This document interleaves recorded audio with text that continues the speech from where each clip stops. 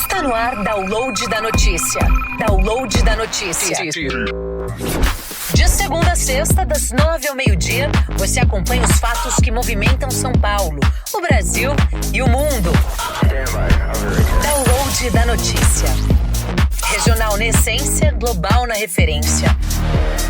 Na rádio A Guardiã da Notícia, AM 560, em breve FM 82.3.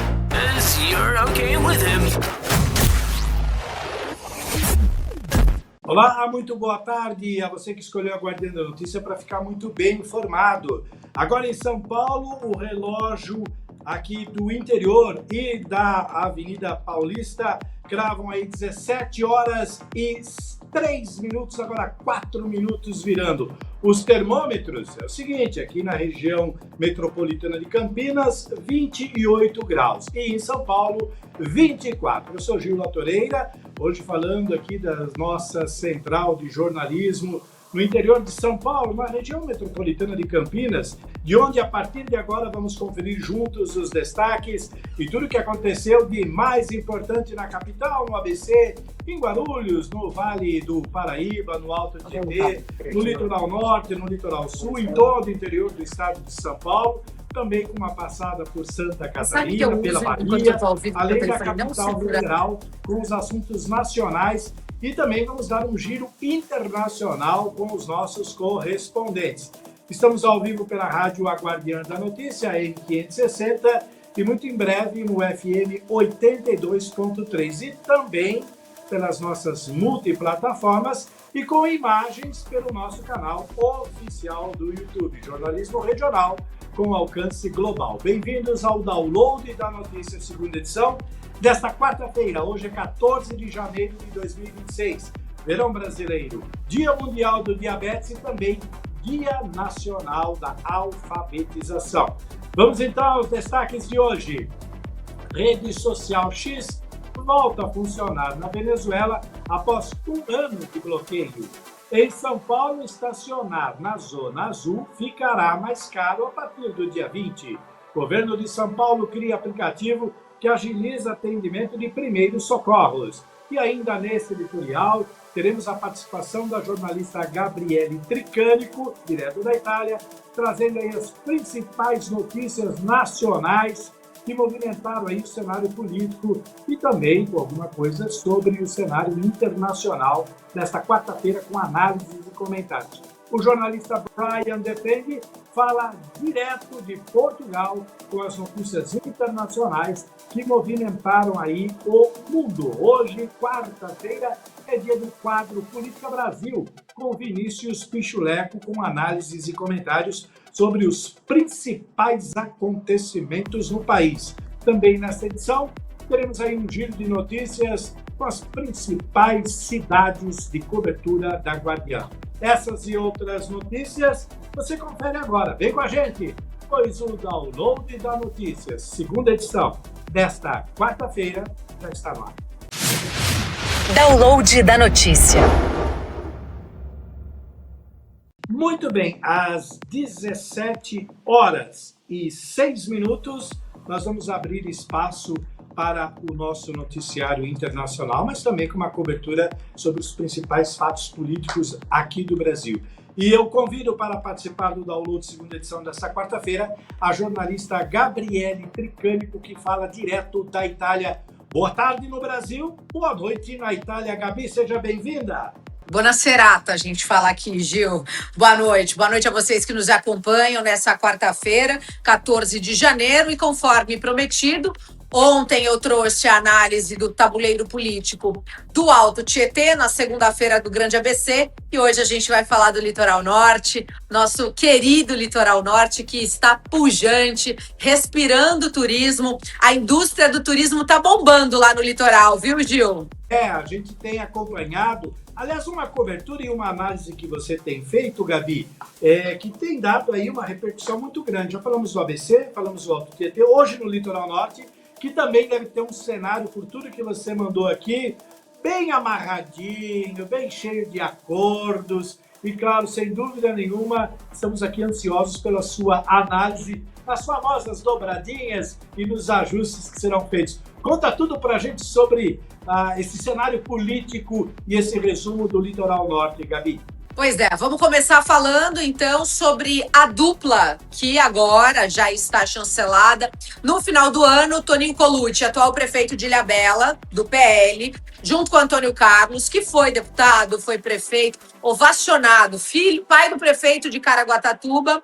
Eles já decidiram, fizeram uma reunião, anunciaram que o Colucci, conforme está aí na tela, será candidato a deputado federal pelo PL, acredito eu, mas todo mundo sabe que o Colucci terá que renunciar. Mas calma, se quem votou nele acha que o Colucci vai deixar de comandar a nossa Ilha da Magia no Litoral Norte, ele não vai não, porque o vice-prefeito é o filho dele, é o João.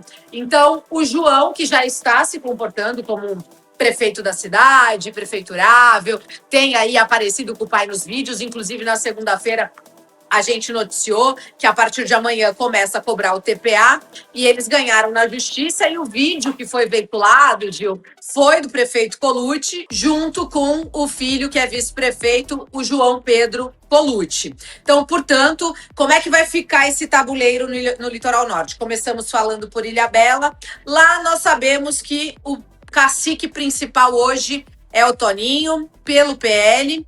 Creio eu que venha pela ala valdemarista, ele é muito ligado ao Valdemar Costa Neto. O Colucci já disputou a eleição para deputado, pelo PSB à época. Bateu na trave, teve 34 mil votos, se eu não me engano, mas acabou não entrando e voltou a ser prefeito de Ilhabela e está agora aí no seu segundo mandato. Precisa trazer aí essa vitória para sua carreira, porque já tem idade, já está perto aí de se aposentar, mas ele falou o seguinte na semana passada num evento, que ele tá cheio de gás, que ele não quer se aposentar coisa nenhuma, que ele quer trabalhar pelo Litoral Norte, trazer recurso, fazer as articulações e trazer o que o Litoral Norte merece de fato. Então, começamos por ele. Voltamos lá para Caraguatatuba, que é a dobrada dele, que é o Antônio Carlos, foi deputado, foi o prefeito que mais se lembra, né, em Caraguatatuba, tanto que ele conseguiu, por conta dos seus problemas jurídicos,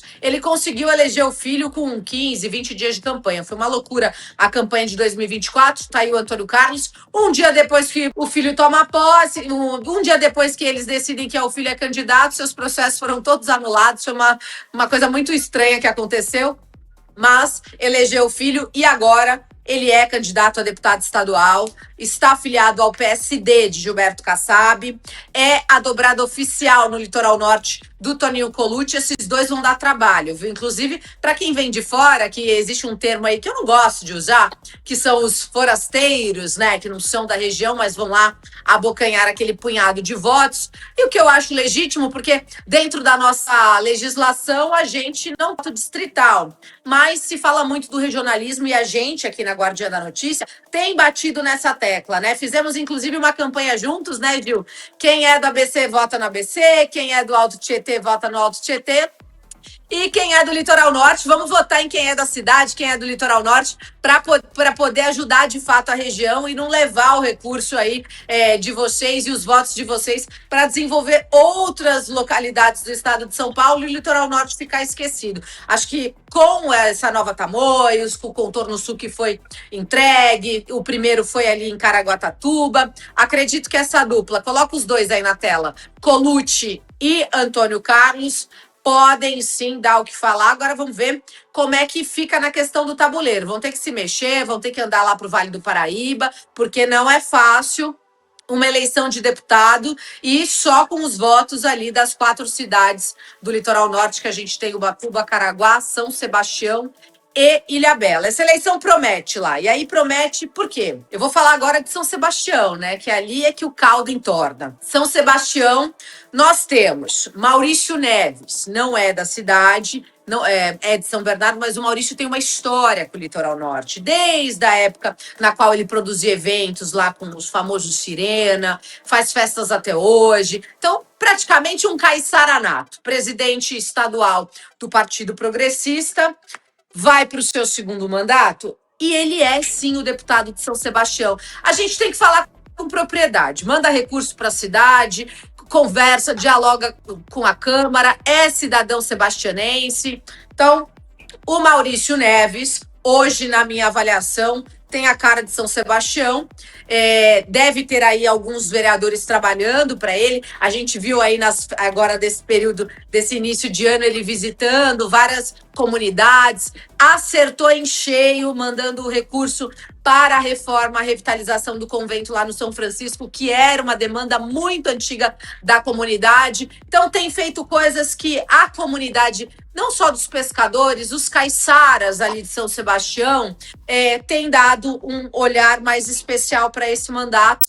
Então, creio eu que será um dos mais votados ali na cidade de São Sebastião, mas a gente tem ali uma seara bem maior que São Sebastião. Maurício trafega também lá por Ubatuba, ele tem um ex-vereador que ajuda ele lá, que está trabalhando numa outra cidade ali no Vale do Paraíba.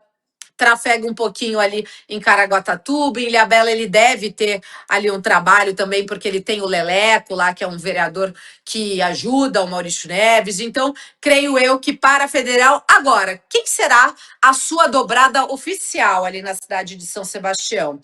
Eu acredito que os vereadores acabaram ficando livres, né, para escolher quem que vai entrar aqui na cidade, mas desde a última eleição, ele fez uma boa dobrada com o Paulo, que é lá de Santos, é ligado à igreja, é ligado ao Diogo Nascimento, ele é de Santos, ele tem o Diogo Nascimento, que foi seu chefe de gabinete, está secretário do governo Reinaldinho, então creio eu que será feita aí novamente essa dobradinha ali em São Sebastião, porque os vereadores gostam, porque são deputados que enviam recursos para a cidade. Então, Maurício Neves federal, Paula estadual. Eu acredito, tá, Gil? Pode ser que isso mude, pode ser que venham outros deputados.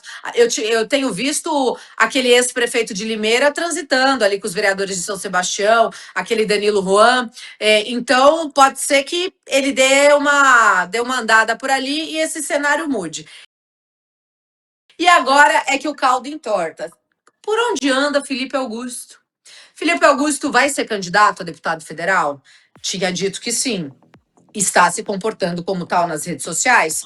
Ora sim, ora não. A questão é, Felipe Augusto, com todos os problemas que ele teve, foi um bom prefeito para a cidade, as pessoas lembram dele, fez o sucessor Reinaldo. Vamos deixar de lado as brigas que estão acontecendo. As brigas são problemas deles. A gente aqui, o nosso papel é informar. Felipe Augusto teria muitos votos em São Sebastião, caso fosse candidato, atrapalharia Colucci lá em Ilhabela, teria lideranças lá em Caraguatatuba, mas esse caldo aí ficou meio morno, então a gente não sabe se o Felipe vai sim disputar essa eleição ou vai esperar, analisar o cenário e disputar 28 contra o seu ex-vice-prefeito, que agora é prefeito da cidade, o Reinaldo. Vamos tentar apurar, mas o cenário em São Sebastião é esse. Vamos falar de Ubatuba. A prefeita Flávia tem um compromisso com o Márcio Alvino, com o André do Prado, e aí é que tá, a gente não sabe para onde, o que o André vai fazer, se vem para reeleição, se vai ser vice do Tarcísio. Eu falei muito ontem sobre o André do Prado, mas eles tiveram muitos votos lá através do mandato da prefeita Flávia. Foram mais de 7 mil votos, assim, para deputado estadual e federal, gente, vocês não têm ideia. É muito voto numa cidade só. A Flávia realmente colocou a máquina toda para trabalhar para o André do Prado e para o Márcio Alvino, mas agora a gente não sabe quem é que vem, né? Na dupla aí com o Márcio Alvino, porque o cenário ainda está meio nebuloso. Então, portanto, ficou desse jeito, esse mapa aí do Litoral Norte. Eu vou falar, por último, de novo, do Lucena, que é o secretário de Turismo e Viagens do Governo do Estado. Falei muito dele ontem, mas hoje eu vou falar novamente, porque ele tem um vereador em São Sebastião, que é o Diogo Nabuco, que apoia o Lucena na cidade. O Lucena vai muito a São Sebastião, então tem ali a sua fatia, porque também é ligado à igreja evangélica, então tem ali uma conexão com o Litoral Norte. O que eu digo dessa análise toda? Candidatos que não possuem ligações ali com a região do Litoral Norte, eu falo da minha, né, da nossa região, porque eu sou de lá também, de todas as regiões que a gente cobre, mas eu tenho ali em São Sebastião, tenho uma história com a cidade desde criança, então não tenho o que falar, sou do coração sebastianense, viu, Gil? O que eu tenho para dizer para vocês? que mesmo os que não tiverem uma conexão com a região vão acabar ganhando um pouquinho de voto, porque tem mais de 280 mil eleitores ali na região do Litoral Norte. Então tem voto pra caramba, dá para eleger ali um monte de deputado. Eu diria que, um ou dois federais, estaduais, dependendo da chapa. Mas o recado que eu quero trazer para quem está nos acompanhando é que votem em deputados, apoiem, conheçam a história de quem tem conexão com as nossas cidades. Ilhabela, São Sebastião, Ubatuba, Caraguatatuba. E se perguntar, Gabi, o que um deputado precisa fazer pela nossa cidade hoje? O que a gente precisa no Litoral Norte? A gente precisa resolver o problema de esgoto, porque senão a gente vai acabar com os nossos paraísos. Então, passaram-se anos e anos, cada vez mais o número de turistas aumentam nas regiões e nós não temos um saneamento básico digno. Então, os deputados que forem buscar votos ali nas nossas cidades do Litoral Norte vão ter que ter esse discurso e esse compromisso, Gil. O compromisso de pegar no pé da Sabesp. Eu não sei o que eles vão fazer, né? Aí é o papel deles. Mas precisa resolver esse problema do saneamento básico. E eu não estou falando de uma única cidade, eu estou falando de 4 cidades, de todas ali, porque o problema é generalizado e eu acho que essa pauta vai tomar conta. Não precisa falar que vou mandar recurso para revitalizar uma praça, vou mandar recurso para arrumar a orla. Não, tem que resolver o problema do saneamento, senão daqui a uns anos a gente não tem mais praia para curtir. Ora, Gil, de Ilhabela, o esgoto bate ali na água, vai para onde? Vai para São Sebastião e depois volta de novo. É de frente uma cidade com a outra, gente. Então, esse problema aí vai ser um dos gargalos e uma das coisas que a gente vai pegar no pé aqui na Guardiã. Deputado que for candidato, que quiser voto do Litoral Norte e não souber falar dessa agenda, não souber conversar e apresentar a proposta, a gente não vai dar espaço aqui na Guardiã da Notícia, Gil. Por hora, é essa a minha análise do Litoral Norte. Pois é, Gabi. Olha, de tudo que você falou, me chamou a atenção uma questão. O Maurício Neves, embora ele tenha feito esse trabalho aí em São Sebastião e no Litoral Norte em especial, o ano passado ele visitou todas as cidades da região metropolitana de Campinas, fez acerto com vários prefeitos através do seu partido e, sem dúvida nenhuma, ele também conseguiu deixar aqui alguns cabos eleitorais que vão ajudá-lo muito, porque ele sempre, em cada prefeitura que ele passava, ele pegava ali 2 ou 3 vereadores de cada cidade que podem trazer aí a média de 300 a 500 votos. É muito voto no interior. Somado ao que ele já tem aí no Litoral Norte, com certeza ele vai conseguir bastante coisa. O Colucci, a gente sabe, toda vez que ele aparece ou com o governador Tarcísio ou com qualquer outra autoridade, ele não fica para trás não, ele sempre se destaca querendo mostrar um posicionamento muito além daquilo que ele é como prefeito, que ele realmente demonstra ter outros interesses. Na questão dos forasteiros, a gente tem um exemplo muito claro aqui em São Paulo, que é o próprio governador. Chegou como quem não sabia nem quais eram os bairros de São Paulo, as cidades. Se perdeu aí no ABC, lembra? Na eleição de 22? Se perdeu para chegar em São Bernardo. Se perdeu, foi questionado sobre um bairro, São Mateus, e ele não sabia onde ficava. Enfim, exemplo maior do que esse forasteiro e que está aí no governo com uma grande possibilidade de ser reeleito, não tem. Então, mais uma vez, uma análise perfeita dos meus destaques de tudo que você falou. Eu só tinha esses daqui e eu acho que a gente já tem mais um cenário aí colocado nessa questão das eleições agora, somados ao ABC, ao Litoral Norte, temos agora essa questão toda que nós estamos falando. Agora, vale lembrar, e o Alto Tietê que você falou ontem, claro, vale lembrar também, né, Gabi, que a gente tá, hoje é dia 14, eu tenho te alertado sobre isso desde o ano passado. Hoje é dia 14 e nós já estamos com uma movimentação que parece que nós estamos em julho. Como é que na verdade, a gente não parou de trabalhar. Tem um monte de gente na praia, viu? Tá cheio de deputado na praia, Gil. Tá cheio de... Eu faço apuração, o deputado, acabei de ir na praia. Puta, tava não sei o quê. Então, Pois é é. só a gente que está trabalhando e que precisa de notícia para poder fomentar tudo isso e trazer a informação em primeira mão. E a notícia, gente, ela é igual a nuvem, né? Ela muda. Então, Muda. daqui a pouco esse boletim de hoje ficou velho, amanhã já vai ser outro, depois de amanhã outro, e assim a gente segue aqui o nosso jornalismo regional com alcance global. Gil, só para fechar essa questão do Litoral Norte, eu esqueci de falar também dos problemas de regularizações fundiárias. É um problema do município, mas que o Estado consegue ter uma ingerência. Então, essa pauta também vai ser importante por conta da preservação ambiental, do avanço que tem tido desordenado, das invasões, principalmente lá em Ilhabela, na Coroa do Camarão. O prefeito Colucci está tendo problema lá com isso.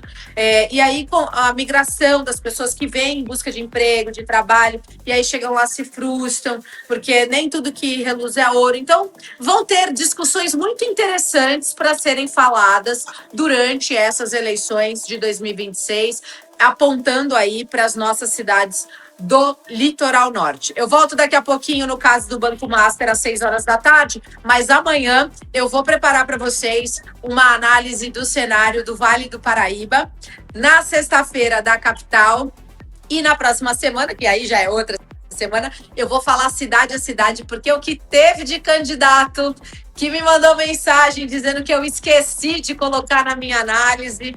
Olha, se esse telefone falasse, mas eu falei, olha, gente, a gente só começou, a gente abriu a porta, a gente tem ainda aí muito tempo, tem o prazo das filiações, as campanhas de filiações, depois as convenções, até as homologações das candidaturas. Tem muita coisa para a gente falar e para mostrar para você, nesse ano tão importante, né, o nosso público, a nossa audiência, os eleitores, né, que vão precisar ir às urnas em outubro e escolher deputados estaduais, federais, senadores, 2 no estado de São Paulo, governador e presidente. Ou seja, a gente vai ter muito trabalho, né, Gil? Não tenha dúvida. E vale lembrar, Gabi, a Lesp ainda está em recesso. Tem vários parlamentares que estão de férias, como você muito bem lembrou. E só para dar uma pincelada naquela frase que você falou, tão conhecida, nem tudo que reluz é ouro, a gente às vezes não aposta em alguns políticos e nem tudo que balança cai. Então, às vezes a gente não está apostando no azarão e é ele que se desponta e quando você vai ver, é o cara que leva o pare. Então, vamos ficar bem atentos aí que esse cenário promete bastante. Como um bom céu, hoje claro, amanhã nublado, e assim é a política do nosso país. Daqui a pouquinho você volta, Gabi, e nós vamos para o nosso quadro com o Vinícius Pichuleco para falar sobre a análise do cenário político aqui no Brasil, que também está bem complicado, tem muita coisa acontecendo por aqui, e a gente vai discutir essa questão nesse novo panorama, tá bom? Daqui a pouquinho você volta. Tá bom, Gil, obrigado. A Lesp, Gil, que turbinou aí a TV Alesp com 52 milhões de orçamento e os funcionários fazendo rebelião na internet. A gente precisa depois também avaliar isso aí e comentar para falar um pouquinho sobre esse caso. Até mais, bom jornal aí para vocês, eu volto daqui a pouquinho. Tá bom, muito obrigado, Gabi Tricânico. Agora são 17 horas e 27 minutos, ainda no nosso âmbito internacional, na nossa cobertura que a gente faz todo dia aqui abrindo o nosso jornal. Nós vamos agora para Portugal, onde o Brian Defeng traz todas as novidades e últimas notícias que movimentaram aqui esta quarta-feira, 14 de janeiro. Na tela do download eu dou as boas-vindas. Boa tarde, Gil. Boa tarde a todos que estão acompanhando o download da notícia segunda edição, diretamente aqui de Portugal. Nós vamos falar agora dos principais assuntos internacionais. E vamos começar, Gil, com um assunto que nós já trouxemos ontem, que é sobre a Groenlândia, né? E agora a França, pelo presidente Emmanuel Macron, informou que já pelo próximo mês, em fevereiro, eles devem estar abrindo um consulado na Groenlândia, que é um território do reino dinamarquês. Segundo o presidente Emmanuel Macron, essa intervenção, né, essa ação que foi anunciada aí pela França, além de atender a população francesa residente, acompanhará cerca de 30 pesquisadores que realizam expedições científicas anuais na ilha e facilitará também a cooperação das autoridades e instituições groenlandeses, tá? Segundo o presidente francês, então essa é a fala principal dele para que haja essa atitude de abrir um consulado na Groenlândia.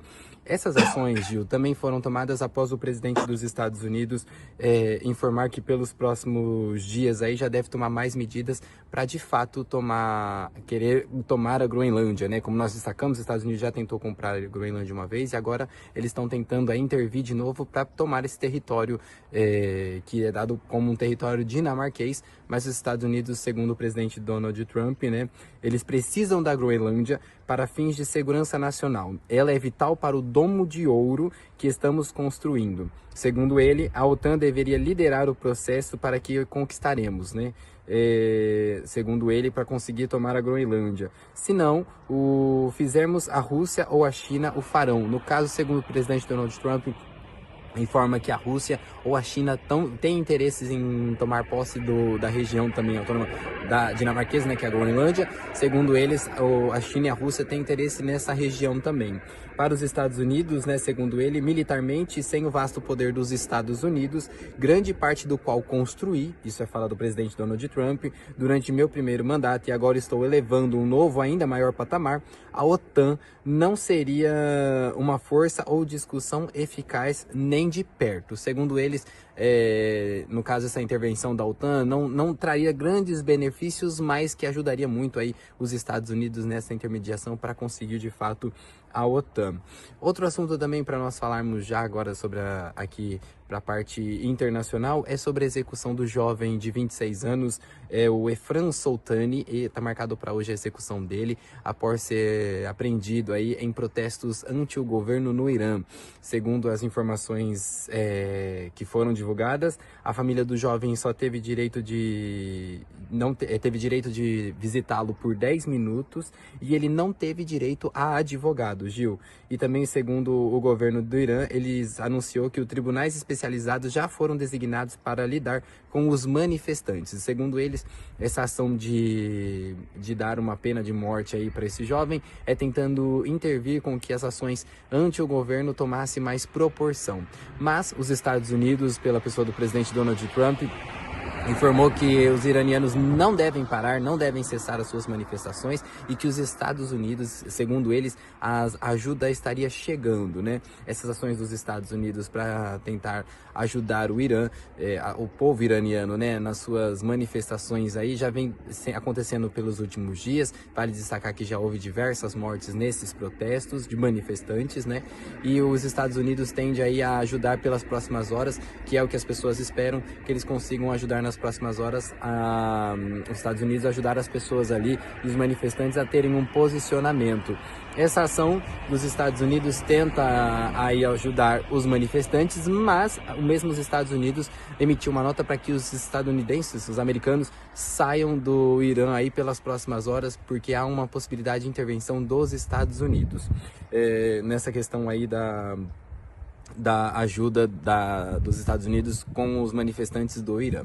Outro assunto também, Gil, que nós vamos trazer agora para vocês é sobre os protestos que ainda continuam na França, né? Desde o ano passado nós trazemos essas notícias para vocês, que é sobre os protestos contra esse acordo da União Europeia com o Mercosul, que foi assinado na última semana, né?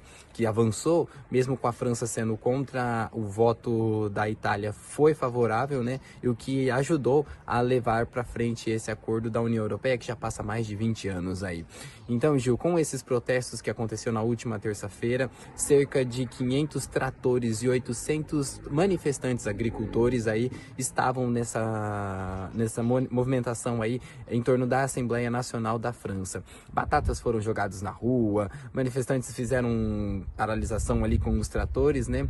Porque, segundo eles, esse acordo não traria benefícios para os agricultores franceses. Para os brasileiros, claro, né, traria acordo com vinhos, queijos, chocolates aí, trariam muitos benefícios para o Brasil, mas segundo eles, para a França não traria grandes benefícios e grandes eficácias nesses acordos, né? A França teria desvantagens com esse acordo da União Europeia, com o Mercosul.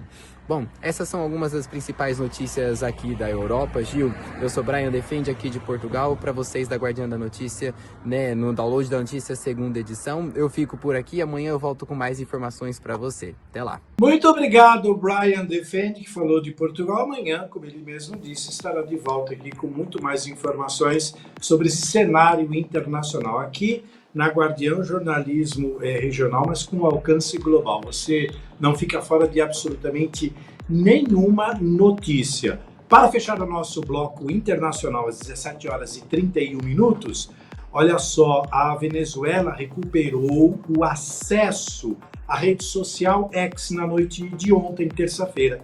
A plataforma que era o principal canal de informação no país tinha sido bloqueada há mais de um ano pelo presidente deposto Nicolás Maduro, depois de sua controversa reeleição em julho de 2024. Na tela do download, nós vamos acompanhar então a rede social X volta a funcionar na Venezuela após um ano de bloqueio por Maduro. A Venezuela recuperou o acesso à rede social X na noite de terça-feira, após ter sido bloqueada há mais de um ano pelo presidente deposto Nicolás Maduro. O acesso era parcial para os usuários de diferentes operadoras móveis. Altos funcionários do chavismo, incluindo a presidente interina Delcy Rodrigues e o ministro do Interior Diosdado Cabello, publicaram mensagens anunciando o retorno do X. A presidente interina assumiu o poder após a prisão de Maduro em 3 de janeiro, durante ataques das forças americanas, que deixaram mais de 100 mortos na Venezuela, segundo dados oficiais. Maduro suspendeu a plataforma em 9 de agosto de 2024, pouco depois de ser declarado vencedor da eleição presidencial, em meio a alegações de fraude. Desde então, o acesso dentro da Venezuela só era possível por meio de uma rede privada, também conhecida como VPN. Uma mensagem foi publicada na conta X de Maduro na terça-feira, com uma foto dele com a esposa Cília Flores e a legenda: "Queremos você de volta". O casal está sendo processado nos Estados Unidos por suposto tráfico de drogas. Muito bem, acesse as nossas redes sociais e também o nosso portal, aguardandanoticia.com, para ficar muito bem informado aí. Jornalismo regional com alcance global. Agora são 17 horas e 35 minutos. Nós voltaremos em instantes aí com a segunda parte do download da notícia, aqui pela rádio Guardiã AM 560, muito em breve no FM 82.3. Jogo rápido e eu já volto. Música e informação na palma da sua mão. No Manai Gastronomia, nossa comida é feita com amor, inspirada na diversidade de ingredientes e paladares. Cada receita é preparada diariamente com ingredientes fresquinhos e da melhor qualidade.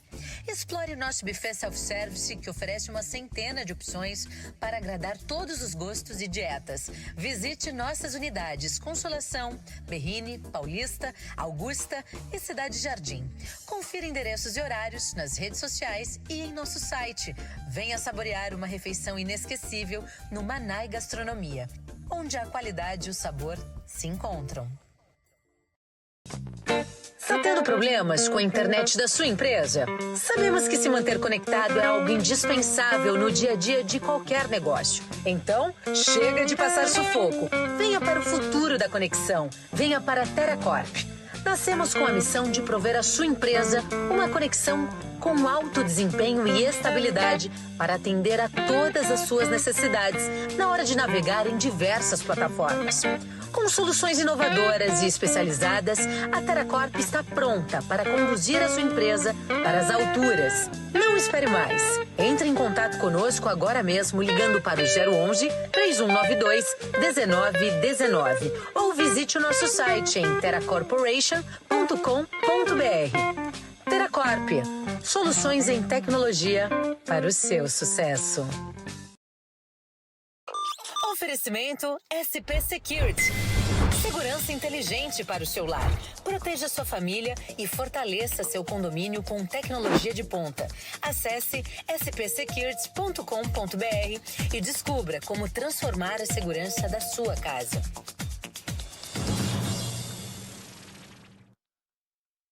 Há 32 anos, o Canoa Quebrada Restaurante e Pizza Bar traz o melhor da gastronomia para o Grande ABC. Venha provar nossos pratos incríveis, de segunda a sexta-feira, das 11 às 22 horas e aos domingos até às 17 horas. Rua Miguel Prisco, 240, Centro de Ribeirão Pires. No Manai Gastronomia, nossa comida é feita com amor. Inspirada na diversidade de ingredientes e paladares. Cada receita é preparada diariamente com ingredientes fresquinhos e da melhor qualidade. Explore o nosso buffet self-service, que oferece uma centena de opções para agradar todos os gostos e dietas. Visite nossas unidades Consolação, Berrini, Paulista, Augusta e Cidade Jardim. Confira endereços e horários nas redes sociais e em nosso site. Venha saborear uma refeição inesquecível no Manai Gastronomia, onde a qualidade e o sabor se encontram. Está tendo problemas com a internet da sua empresa? Sabemos que se manter conectado é algo indispensável no dia a dia de qualquer negócio. Então, chega de passar sufoco. Venha para o futuro da conexão. Venha para a Teracorp. Nascemos com a missão de prover à sua empresa uma conexão com alto desempenho e estabilidade para atender a todas as suas necessidades na hora de navegar em diversas plataformas. Com soluções inovadoras e especializadas, a Teracorp está pronta para conduzir a sua empresa para as alturas. Não espere mais. Entre em contato conosco agora mesmo ligando para o 011 3192 1919 ou visite o nosso site em teracorporation.com.br. Teracorp, soluções em tecnologia para o seu sucesso. Oferecimento SP Security. Segurança inteligente para o seu lar. Proteja sua família e fortaleça seu condomínio com tecnologia de ponta. Acesse spsecurity.com.br e descubra como transformar a segurança da sua casa. Muito bem, pelo horário de Brasília, agora 17 horas e 41 minutos, quarta-feira, 14 de janeiro de 2026. Estamos de volta com o download da notícia, segunda edição aqui pela rádio Aguardiã AM 560, muito em breve no FM 82.3. Lembrando que nós estamos com imagens pelo nosso canal oficial do YouTube. Você pode acompanhar também pelas nossas multiplataformas. Muito bem, hora de abrir agora espaço para as notícias nacionais. O presidente Lula sancionou aí a lei que cria o Código de Defesa do Contribuinte, conhecida aí como Lei do Devedor Contumaz. A norma estabelece aí mecanismos para coibir o uso de brechas legais por empresas que deixam de pagar tributos de forma recorrente como estratégia de negócio, ao mesmo tempo em que fortalece a proteção aos contribuintes que cumprem direitinho aí as suas obrigações fiscais. O secretário especial da Receita Federal, o senhor Robinson Barreirinhas, explica aí o contexto dessa lei que você acompanha agora comigo na tela do download com imagens do canal Gov. Roda!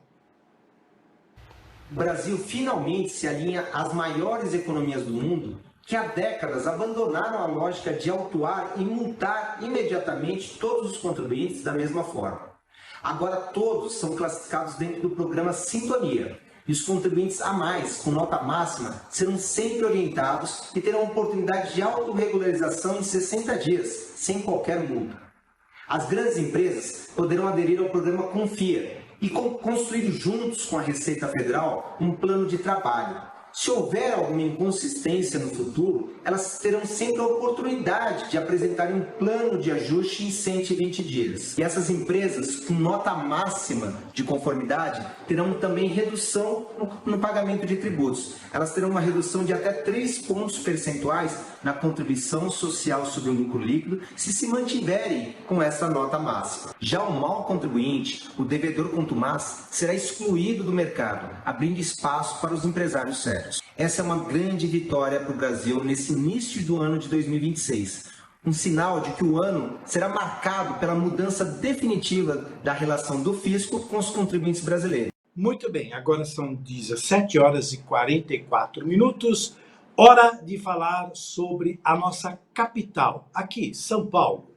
Estacionar nas vagas da Zona Azul em São Paulo, olha, para pôr a mão no bolso, viu, minha gente? Ficará mais caro a partir do dia 20, que é uma terça-feira.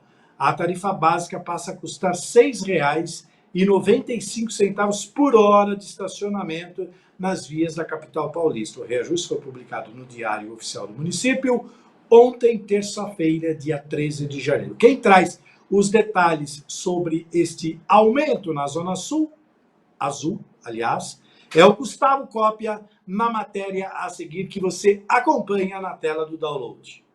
Prepare os bolsos para você que utiliza as ruas em São Paulo na Zona Sul, tá bom? Na Zona Azul fica mais caro a partir do dia 20 de janeiro. Então, atenção, hein? Estacionar nas vagas da Zona Azul em São Paulo ficará mais caro a partir da próxima terça-feira, dia 20 de janeiro. Fique atento, a tarifa básica passa a custar R$ 6,95, R$ 6,95 por uma hora de estacionamento nas vias da capital paulista. E o reajuste foi publicado no Diário Oficial do Município nesta terça-feira, dia 13 de janeiro. E a Prefeitura reforça que estacionar de forma irregular nas vagas da Zona Azul é infração grave, com multa, 5 pontos na Carteira Nacional de Habilitação e possibilidade de guinchamento do veículo. Então, o pagamento da Zona Azul pode ser feito pelo aplicativo Zul Mais ou pela compra de talões físicos em pontos de venda credenciados, como bancas de jornal e estabelecimentos comerciais espalhados pela cidade. Muito bem, 17 horas e 46 minutos. Fechamos o noticiário da capital e abrimos o noticiário do estado de São Paulo. Alunos da Escola Técnica Estadual Deputado Salim Shed, em Leme, interior aqui de São Paulo, desenvolveram um aplicativo para dispositivos móveis que auxiliam no atendimento de primeiros socorros e pode contribuir aí para salvar vidas. A ferramenta utiliza conectividade e inteligência artificial para orientar usuários em situações de emergência médica. Tem mais uma reportagem do Gustavo Cópia, que você encontra no nosso portal A Guardiã da Notícia. Vamos até a tela do download acompanhar sobre esta novidade do governo do estado que cria este aplicativo para agilizar aí o atendimento de primeiros socorros. Na tela do download. Alunos da Escola Técnica Estadual Deputado Salim Shed, em Leme, no interior de São Paulo, desenvolveram um aplicativo para dispositivos móveis que auxiliam no atendimento de primeiros socorros e pode contribuir para salvar vidas. A ferramenta utiliza conectividade e inteligência artificial para orientar usuários em situações de emergência médica. Batizado de PEX-AI, assistente virtual auxiliar em primeiros socorros, o aplicativo foi criado pelos formandos João Masculi, Felipe de Souza e Arthur Ferreira, do curso técnico em desenvolvimento de sistemas, sob orientação do professor André Cândido. A plataforma funciona como um guia digital com instruções objetivas para situações que exigem ação imediata. O sistema opera de forma híbrida, online e offline. Conectado à internet, oferece acesso completo aos protocolos de urgência. No modo offline, disponibiliza orientações para 70 cenários mais comuns de primeiros socorros e a navegação ocorre por meio de um chatbot treinado com padrões médicos que libera informações essenciais passo a passo, reduzindo erros e agilizando o atendimento. Outro diferencial é a geolocalização híbrida que combina GPS e rede celular para identificar a localização do usuário, mesmo sem internet. Muito bem, 17 horas e 48 minutos, fechamos as notícias do estado de São Paulo. Hora de dar um giro e saber o que aconteceu neste dia de hoje no ABC Paulista. Roda a vinheta! Agora os destaques do Grande ABC. Informação local com referência global. Download da notícia. Vocês já repararam, para quem anda na região ali de São Caetano, que todas as placas de rua têm um QR Code ali. E muita gente não sabe nem o que significa aquilo e por que aquele QR Code está lá. Esta é uma iniciativa do projeto Nossas Ruas, Nossa História, da Fundação Promemória, em parceria com as Secretarias de Mobilidade Urbana e de Desenvolvimento Econômico. É uma forma acessível de ensinar especialmente às crianças e aos jovens a história das personalidades importantes para a cidade de São Caetano e também para o Brasil. O prefeito de São Caetano, Tite Campanella, foi às suas redes sociais e ele explica agora como consultar essa história que nós temos nessas placas. Então, na tela do download, o prefeito Tite Campanella. Roda. Olha, você já deve ter reparado que algumas placas de rua da nossa cidade estão um pouquinho diferentes. Elas têm agora um QR Code. Esse é o projeto Nossas Ruas, Nossa História. Conta um pouquinho de todo mundo que significou tanto para a cidade de São Caetano do Sul, que mereceram o nome das ruas. Ao ler o QR Code da placa, você é direcionado para uma página dentro do site da Fundação Promemória com a história de quem dá o nome para a rua. Por exemplo, eu tenho aqui o nome, a história do engenheiro Rebouças, uma pessoa extremamente importante para a história do Brasil. Essa ação com os nomes das ruas é uma forma acessível de ensinar principalmente as crianças e os jovens a história e aproximar o aprendizado do cotidiano. Gradativamente a gente vai substituindo essas placas, colocando as placas novas com o QR Code para que você tenha essa informação sempre atualizada. Um grande abraço a todos e fiquem sempre com Deus. Muito bem, agora são 17 horas e 51 minutos. Daqui a pouquinho, dentro ainda desse espaço para falar sobre o ABC, nós vamos receber o Marcelo Ferreira, que fala direto de Mauá, com as informações da região do Grande ABC e também especialmente pela cidade de Mauá, que é por onde ele fala. Para você saber sobre essas e outras notícias, acesse o nosso portal aguardiandanoticia.com. Só para você ter uma ideia, lá nós temos todas essas notícias divididas por categorias e também por regiões. Além, é claro, de toda a análise política que a Gabi Tricânico tem feito das nossas regiões de cobertura sobre o aspecto político e o cenário para as eleições de 2026. Nós já tratamos do ABC, já tratamos do Alto Tietê e hoje tratamos do Litoral Norte. Então são 3 análises muito ricas e cheias de combinações extremamente interessantes. Então, para você, leitor, é muito bom conhecer bem esse cenário político antes de apertar o seu dedo, tá certo? Vamos fazer o seguinte, vamos para mais um rápido intervalo, voltaremos em instantes com mais uma parte do download da notícia aqui pela rádio Aguardiã, AM 560, muito em breve no FM 82.3. Música e informação na palma da sua mão. Muito bem, estamos de volta, 17 horas e 55 minutos. Hoje é quarta-feira, dia 14 de janeiro de 2026 e estamos de volta com o download, segunda edição, aqui pela rádio Aguardiã AM 560 e em breve no FM 82.3. A gente estava dando um giro sobre as regiões de cobertura aqui da Aguardiã, já falamos sobre São Paulo capital, já falamos sobre o estado, falamos também sobre o ABC, daqui a pouquinho nós teremos a participação do nosso correspondente, o Marcelo Ferreira, que fala direto da cidade de Mauá, trazendo aí os últimos detalhes sobre a região do ABC. Se a gente já tiver na linha, dá um ok para mim aí, produção, para a gente fazer o nosso quadro Política Brasil com o Vinícius Pichuleco, aliás, que é uma referência àquele boneco Pichuleco que à época deu muito o que falar, não é verdade? É ele, o autor, o criador, que já está na tela aí, Vinícius Pichuleco. Seja muito bem-vindo ao download da notícia no seu quadro Política Brasil, marcado aqui toda quarta-feira. Tudo bem, companheiro? Como é que você está? Fala, Gil. Boa noite, tudo ótimo. Boa noite aí a todos os ouvintes da Guardiã da Notícia. Estamos aí para falar um pouco sobre o caso do Banco Master, né? Que houve mais desdobramentos hoje, no dia de segunda-feira, inclusive com puxões de orelha do STF na Polícia Federal, viu? Vinícius, você continua na Bahia, em Salvador?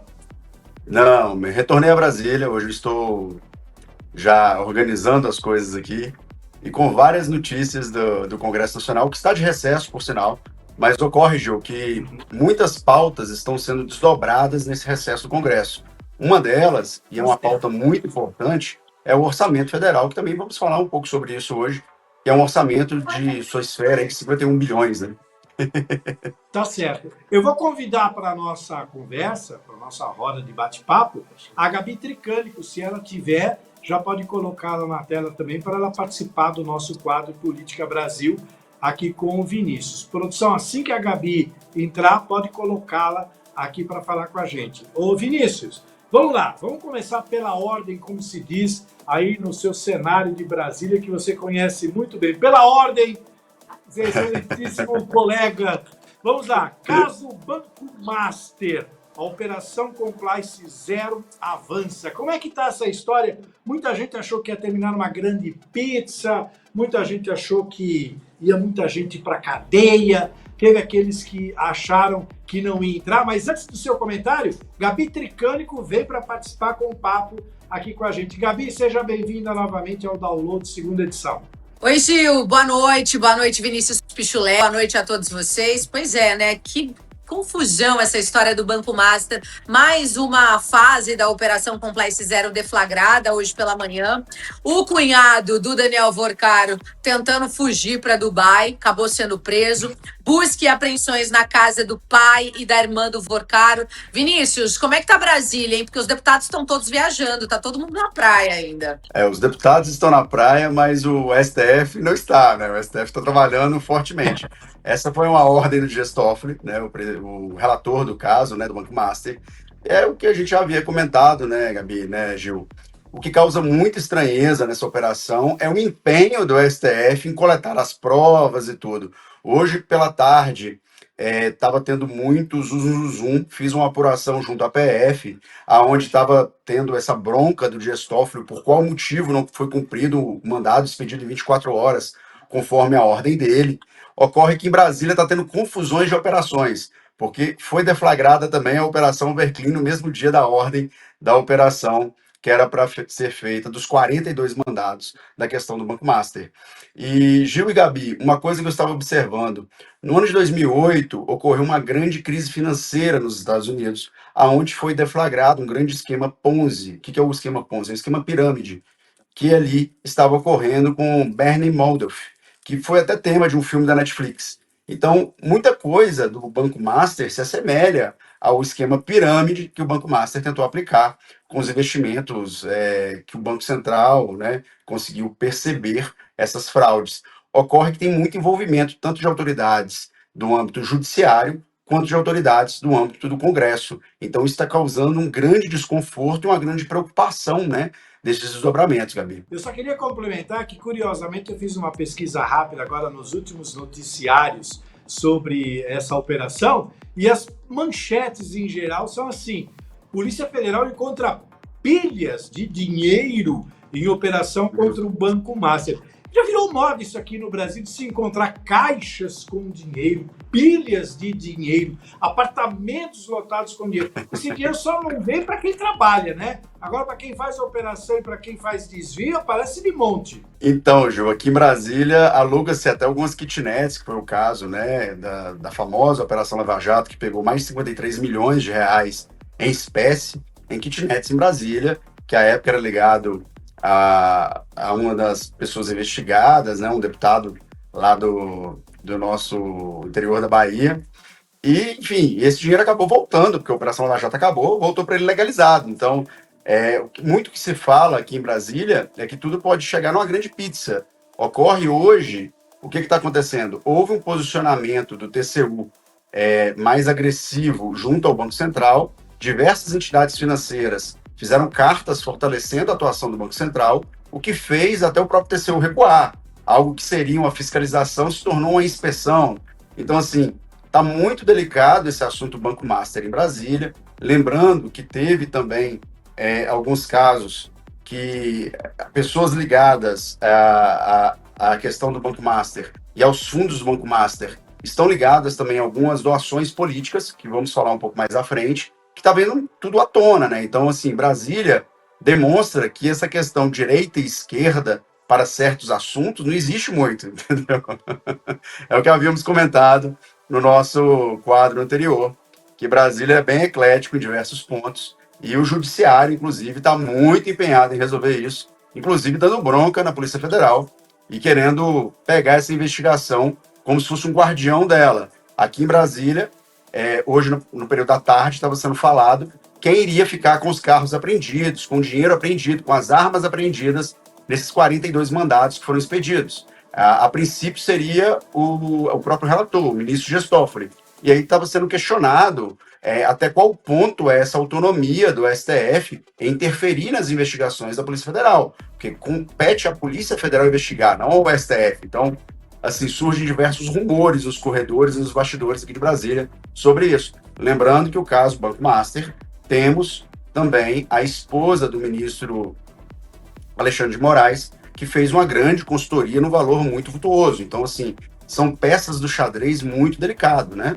Vinícius? O porquê do interesse maior pelo Supremo, inclusive ultrapassando os limites e se sobrepondo à Polícia Federal, que é quem faz exatamente esse trabalho. Para a Polícia Federal, a gente tem casos recorrentes na nossa história política, recente inclusive, que pau que bate em Chico, bate em Francisco. Então não tem direito à esquerda. Saiu fora da lei, a Polícia Federal enquadra e pega. Já o Supremo tem ultimamente agradado mais em suas decisões o que a gente chama hoje de esquerda do que efetivamente aquilo que se considera direita, né? Então, de qualquer forma, esse é um assunto que ainda leva muito questionamento até pelo grau de envolvimento de pessoas ligadas ao Supremo, como o caso da esposa do ministro, né? Então, o Alexandre de Moraes.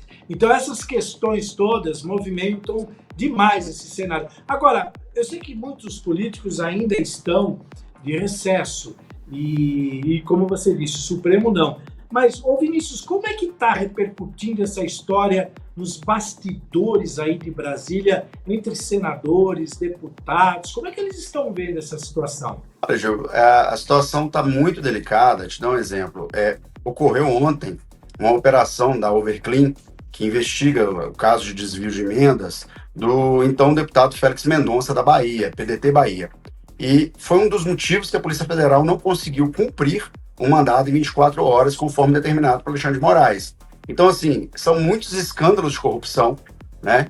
Coisas que são típicas do cenário do então governo, né, presidido pelo presidente Lula, que estão sendo deflagrados pela Polícia Federal. Se há intervenção ou se não há intervenção, nós vamos descobrir no futuro próximo. Ocorre que, assim, caso o Banco Master, o maior problema dele é como que vai ser feito o pagamento desse calote que foi feito. Na verdade, foi um grande esquema pirâmide estruturado, onde se montavam, então, fundos de investimentos fictícios, mentirosos, que esses fundos tinham, em 20 dias, que foi o caso que foi constatado pelo Banco Central, rendimentos de mais de 30 mil vezes. Então, assim, em 20 dias, um fundo, ele rentabilizou 30 mil vezes mais que o próprio capital dele. Então, assim, são como se fossem milagres financeiros. Então, isso tudo está sendo apurado. A verdade é que não se sabe o tamanho desse rombo ainda, né? Sabe-se que o fundo REAG, que foi aquele fundo determinado na Operação Carbono, que apreendeu diversas questões ligadas até mesmo ao PCC, a postos de gasolina, tem interferência com a Operação Carbono Zero, que é a Operação Carbono Zero, tem interferência com essa questão da operação do Banco Master, e está tudo interligado, assim, a Overclean, Banco Master, a Operação Carbono Zero. No final, eu acho que vai levar a metade da República embora, se for apurar muito. Pois é, e o mais interessante é que, segundo especialistas financeiros aí, eles vão ter os investidores terão uma devolução de R$250 mil apenas, e aí todo aquele dinheiro que estava investido até a data da intervenção parou de ter uma certa correção. Então, ainda que eles vão à justiça, ainda que algum deles se dirija à justiça para tentar a restituição da diferença do valor aplicado ao que vai ser restituído, não existe nenhuma previsão de correção. Então vai dar muita coisa para se falar. Já 42 mandados cumpridos aí, entre outras coisas. Bom, é um assunto, como a Gabi costuma falar, é igual as nuvens, elas vão andando, vai mudando, aí de repente você vê desenhadinho lá um fofinho de um ursinho, de repente vira um leão de boca aberta. Nós vamos ter que esperar, porque o cenário muda toda hora. Ô Gil, só uma observação. Esse fundo garantidor, ele garante para CPFs, pessoas físicas. No caso de fundos de investimento, que, por exemplo, aposentados, pensionistas, ligados a diversas empresas, tanto privadas quanto públicas, fundos de investimentos não são assegurados pelo FGC. Justamente por isso que eles têm gestores de risco, que é o caso do Banco de Brasília, o BRB, que comprou diversos fundos, desses fundos fantasmas do Banco Master, e vai ter um prejuízo de bilhões. No caso, aqui até agora apurado, a princípio 11 bilhões. Agora, tem diversos outros fundos. A maior preocupação do governo federal hoje, e até explanado pelo próprio ministro da Economia, Fernando Haddad, que pode ser um dos maiores escândalos do sistema financeiro brasileiro. Por quê? Isso mexe com toda a economia popular. No caso, o Banco Master, ao falir, tem diversos fundos bancários dos bancos públicos que vão subsidiar esses 250 mil. O dinheiro tem que sair de algum lugar. Então, vai sair da onde? Vai sair do fundo garantidor. Mas esse fundo garantidor é uma porcentagem de valores de toda a operação financeira que os bancos são obrigados a colocar. No caso, hoje, acho que menos que 1%.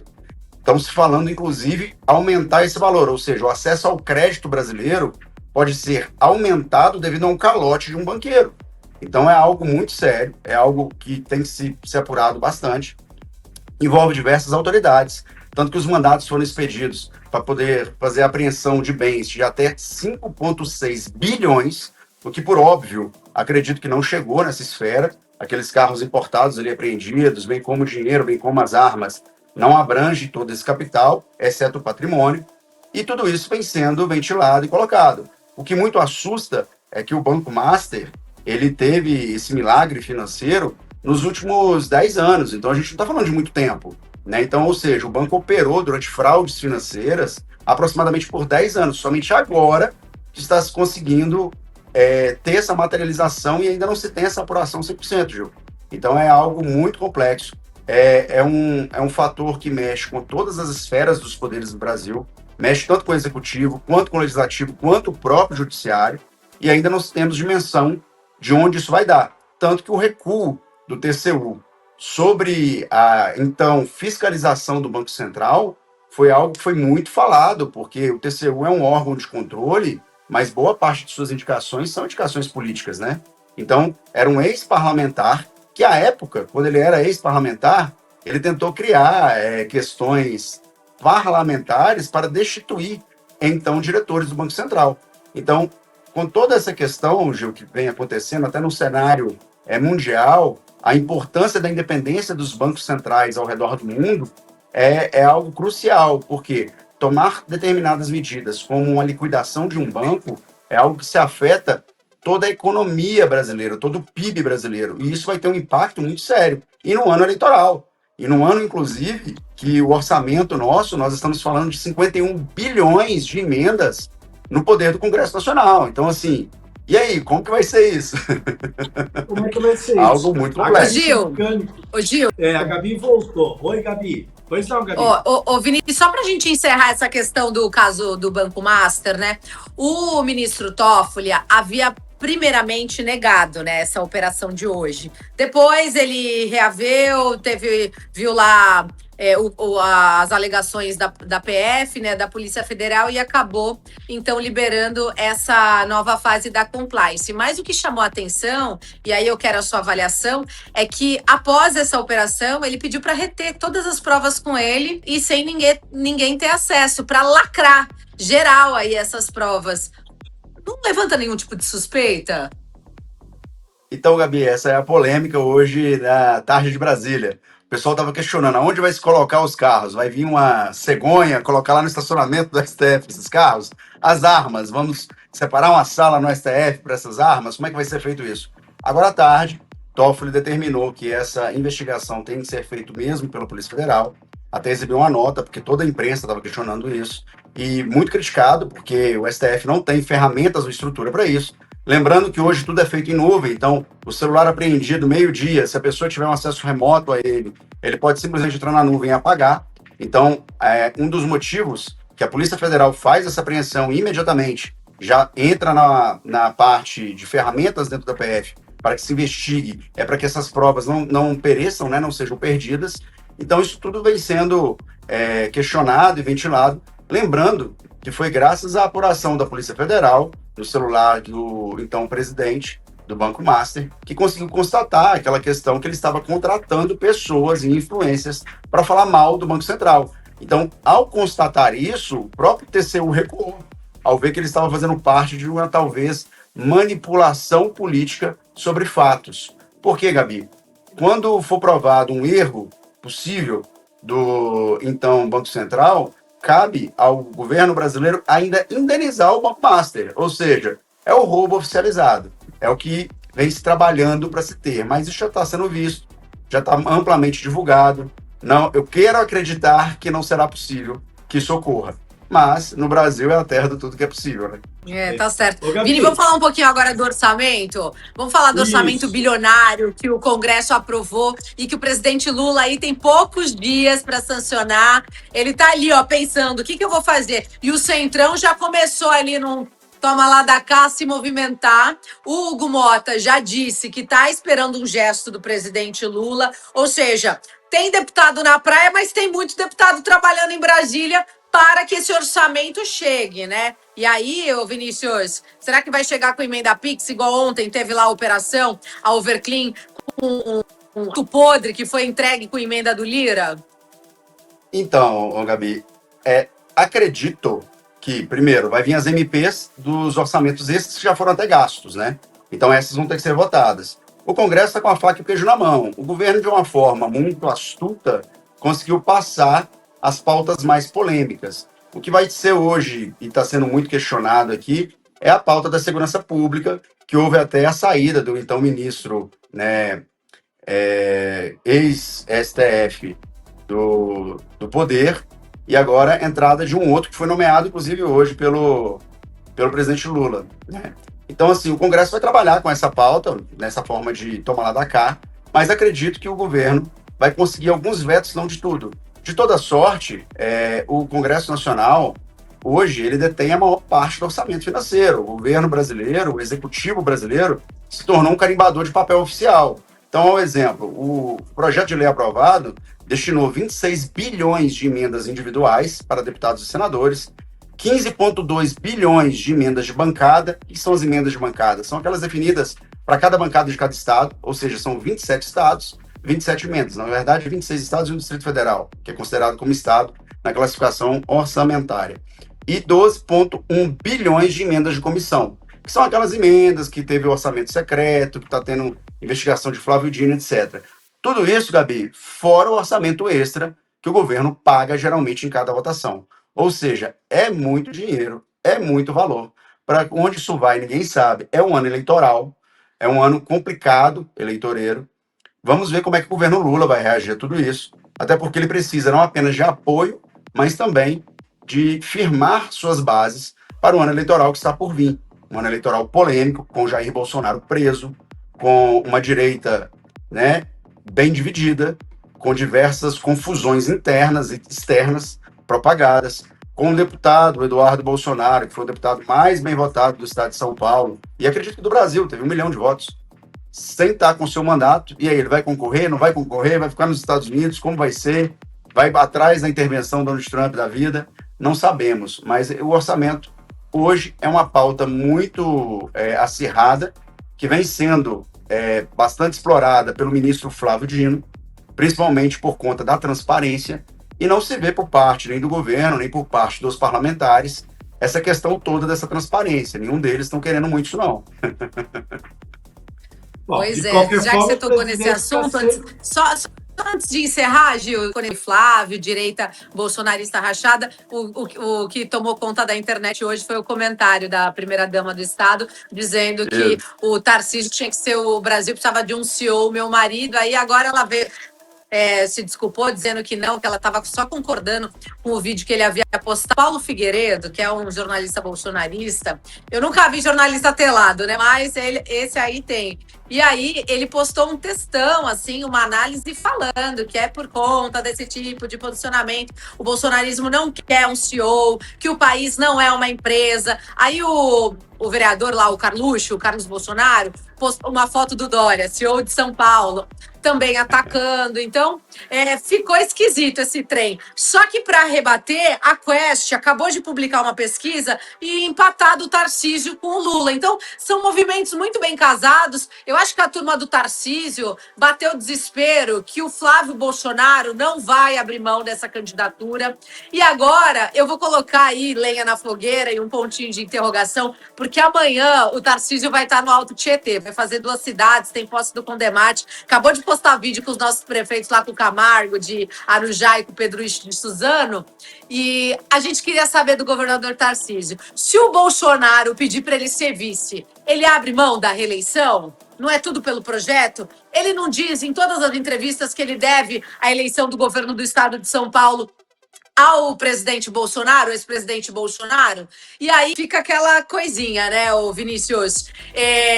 Será que o Tarcísio abriria mão da reeleição ao governo do estado para ser vice do Flávio? É tudo Gabi, pelo pedido do presidente? Eu vou um pouco mais além no análise. Eu não acredito que existe acasos na política. E lembrando que a primeira-dama de São Paulo colocou uma vírgula. E aqui estava se discutindo essa vírgula, que é o Brasil precisa de um novo CEO, vírgula, meu marido. Se era o meu marido o CEO ou se era... Enfim, é uma discussão que a gente pode discutir a vírgula da frase dela, né? Mas agora, parafraseando, Gabi, pode ser uma grande estratégia.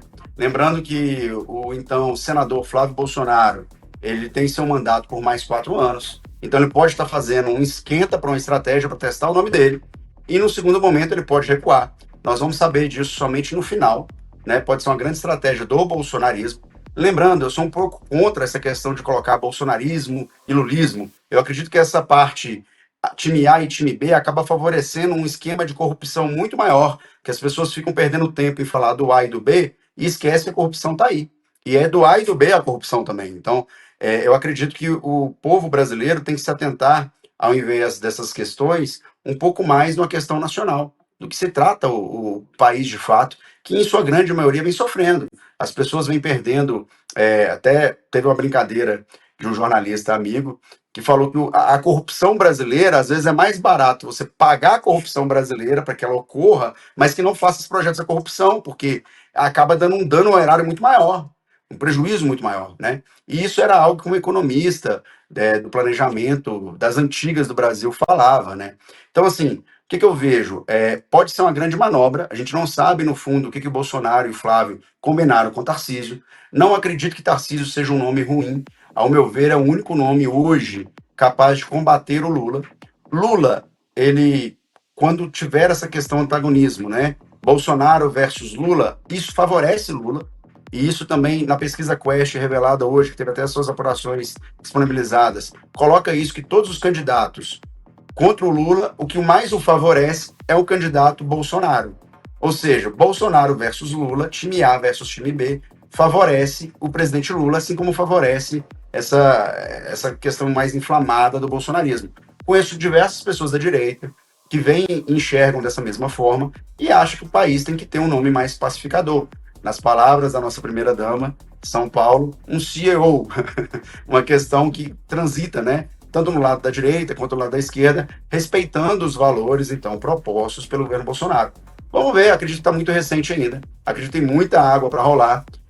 Daqui até abril são os prazos, né, para as questões eleitorais se definirem.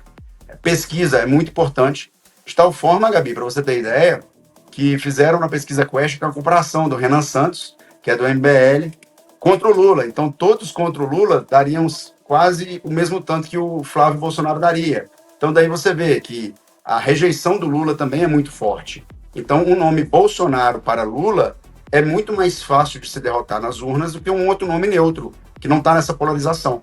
Então, acredito que isso tudo está sendo muito pensado. Lembrando, o presidente Bolsonaro, né, o ex-presidente Bolsonaro, está preso. Essa prisão, para que ela seja até revista, precisa de pessoas e seus aliados tomarem o poder. Então, essa afirmação de ser a família Bolsonaro, seja Flávio, ou seja lá quem for, da família Bolsonaro, necessariamente pode trazer uma derrota antecipada para ele. Então, isso tudo vai ser muito visto. Mas o Vinícius, interromper para a gente já chegar perto da conclusão final, é o que eu falei hoje mais cedo. Na verdade, assim, o Bolsonaro, a família, tem um projeto de família, precisa ter o nome na urna. Então, perdendo ou ganhando, o sobrenome tem que estar na urna. Então, eu volto lá no início da sua análise. Eu não acho que o Flávio vai desistir, eu não acho que o Tarcísio vai ser candidato à presidência da República, e já coloco aqui em xeque com você, com o Gil ao vivo, acho que ele vai até o fim. O que pode acontecer é ele ser convidado pelo presidente Bolsonaro a compor a chapa do Flávio, e aí vai ser ótimo, porque acho que dá peso, e os dois vão correr trecho aí no Brasil, e o estado de São Paulo, o jogo vai mudar totalmente. Aí é nisso que eu tô de olho. O que eu estou te falando é o seguinte, já pensou o Tarcísio colocar o governo dele, em tese, reeleição praticamente, entre aspas, né, garantido, de campanha, você não pode falar nada de garantido, São Paulo, que é uma das cidades que move o PIB do país, em prol de um projeto que pode ser derrotado? Não sei se o Tarcísio vai estar disposto a isso também, se o nosso mago da política de Brasília, Kassab, vai estar disposto a isso. E acredito que pode surgir talvez um nome que a gente não espera, Gabi, tipo um Cabo Daciolo da vida, glória a Deus, e mudar todo o jogo. Acredito que tem muita água para rolar ainda debaixo da ponte. Obrigada, Vinícius. Padre, Gil, eu devolvo a bola para você aí. Tá certo. Só para finalizar, não sendo aqueles padres que chegam lá mesmo sem saber o que tá fazendo no Senado, tá bom. Ô, Vinícius, só para complementar aí, Gabi, essa questão que o Vinícius levantou aí sobre a questão da corrupção hoje na política, que é tratado por muitos, que é uma coisa necessária. Outro dia, entrevistando um cientista político, ele falou exatamente isso que você comentou. Em alguns casos, a corrupção é tida como um custo dentro de um projeto para poder se seguir. Era impossível trabalhar aquele projeto, desenvolver o projeto, sem ter no custo alguma coisa ligada à corrupção. Olha que ponto nós chegamos. Vocês percebem, amigos, que hoje, durante todo este quadro, nós falamos de dois assuntos paralelos, não ligados, mas cujo o foco principal era grana e poder. Então nós temos agora uma disputa de poder, mas sempre relacionado à grana, porque está tudo atrelado à liberação da tão cobiçada emenda federal. Quarta-feira que vem estaremos de volta, amigos, com o quadro Política Brasil, aqui no Download da Notícia. O Vinícius volta de Brasília, a Gabi volta da Itália, e nós vamos fechar esse panorama, porque, como disse a Gabi, é um cenário de nuvens em movimento. Os desenhos vão se formando, vão se desfazendo, e a gente não sabe como vai ser o dia de amanhã. Tchau, pessoal. Obrigado, viu, Vinícius? Obrigado, Gabi. Boa noite para vocês. A gente se vê quarta-feira que vem, tá bom? Então é isso aí. 18 horas e 25 minutos. A gente fez agora o nosso quadro Política Brasil com o Vinícius Pichuleco e com a Gabi Tricânico. E nós ficamos em aberto antes do intervalo na questão do grande ABC. Quem vem agora com as informações do ABC, diretamente da cidade de Mauá, é o nosso correspondente, o jornalista Marcelo Ferreira, que já está, inclusive, com o seu convidado aí na tela do Download. Muito boa noite e obrigado pelo prestígio mais uma vez, Marcelo, e trazendo aí o nosso convidado. Por favor, apresente-o e pode começar o seu quadro. Seja bem-vindo, boa noite, amigos. Muito boa noite, Gil Latureira. Nos ouvem bem aí, tá tudo ok? Perfeito. Gil, obrigado também a participação de vocês. Estávamos curtindo aí esse debate político importante que vocês estavam levando a efeito. Eu estou aqui com Caio Carvalho, secretário de Mobilidade da cidade de Mauá. Só que antes disso, Gil, fazendo uma referência, você fez referência às minhas origens bragantinas ontem. Eu quero dizer que é uma honra participar desse Download da Notícia, segunda edição, sempre com você, e o seu trabalho importante na dramaturgia brasileira, no cinema, no teatro, na dublagem, e esse trabalho importante que você faz para a cultura do nosso país. É a isso que eu me referia quando dizia que é uma honra estar interagindo com você aqui na Guardiã da Notícia. Gil, Caio Carvalho vai falar aqui da Central de Inteligência de Trânsito e Transporte. Olha, é câmera para todo lado, Gil. A emissora lá tem o BBB, aqui nós temos o BBM, 200 câmeras. Caio Carvalho fala para a gente aqui, repito, com o auxílio luxuoso de Cíntia Tavares e Marcos Longo, da equipe da Secretaria Posse, acompanhando a chuva aqui, viu? A gente estava aqui junto, e o Caio fala para a gente BBM, secretário Caio, 200 câmeras, fala do início desse trabalho da CIT, Central de Inteligência de Trânsito e Transportes. Bom, primeiro, boa noite, todos no internauta aí, todos ligados na pista. Boa noite, Gil. Bom, a gente surgiu porque a gente precisava de muito mais de agilidade, muito mais de inteligência, tanto no monitoramento do trânsito da cidade, quanto no transporte.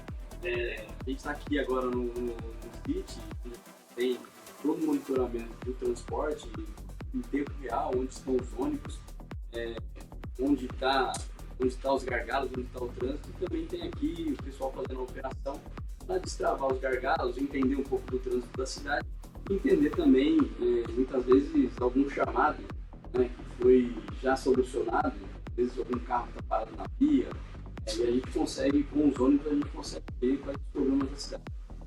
Gil, eu não sei se a gente tem a Gabi junto com a gente, mas contigo também, Gil. Muita câmera aqui, nós estamos vendo, com o auxílio também da assessoria da Secretaria de Mobilidade aqui, as câmeras nos ônibus, em muitos ônibus, as câmeras nos terminais, o sistema detecta ali a muralha inteligente. Inclusive a gente fez testes aqui e a muralha pega mesmo, viu? Pega o carro da gente ali. Gil, eu queria que você interagisse um pouquinho com o secretário Caio aqui, que é um verdadeiro BBM, é o BBB de Mauá.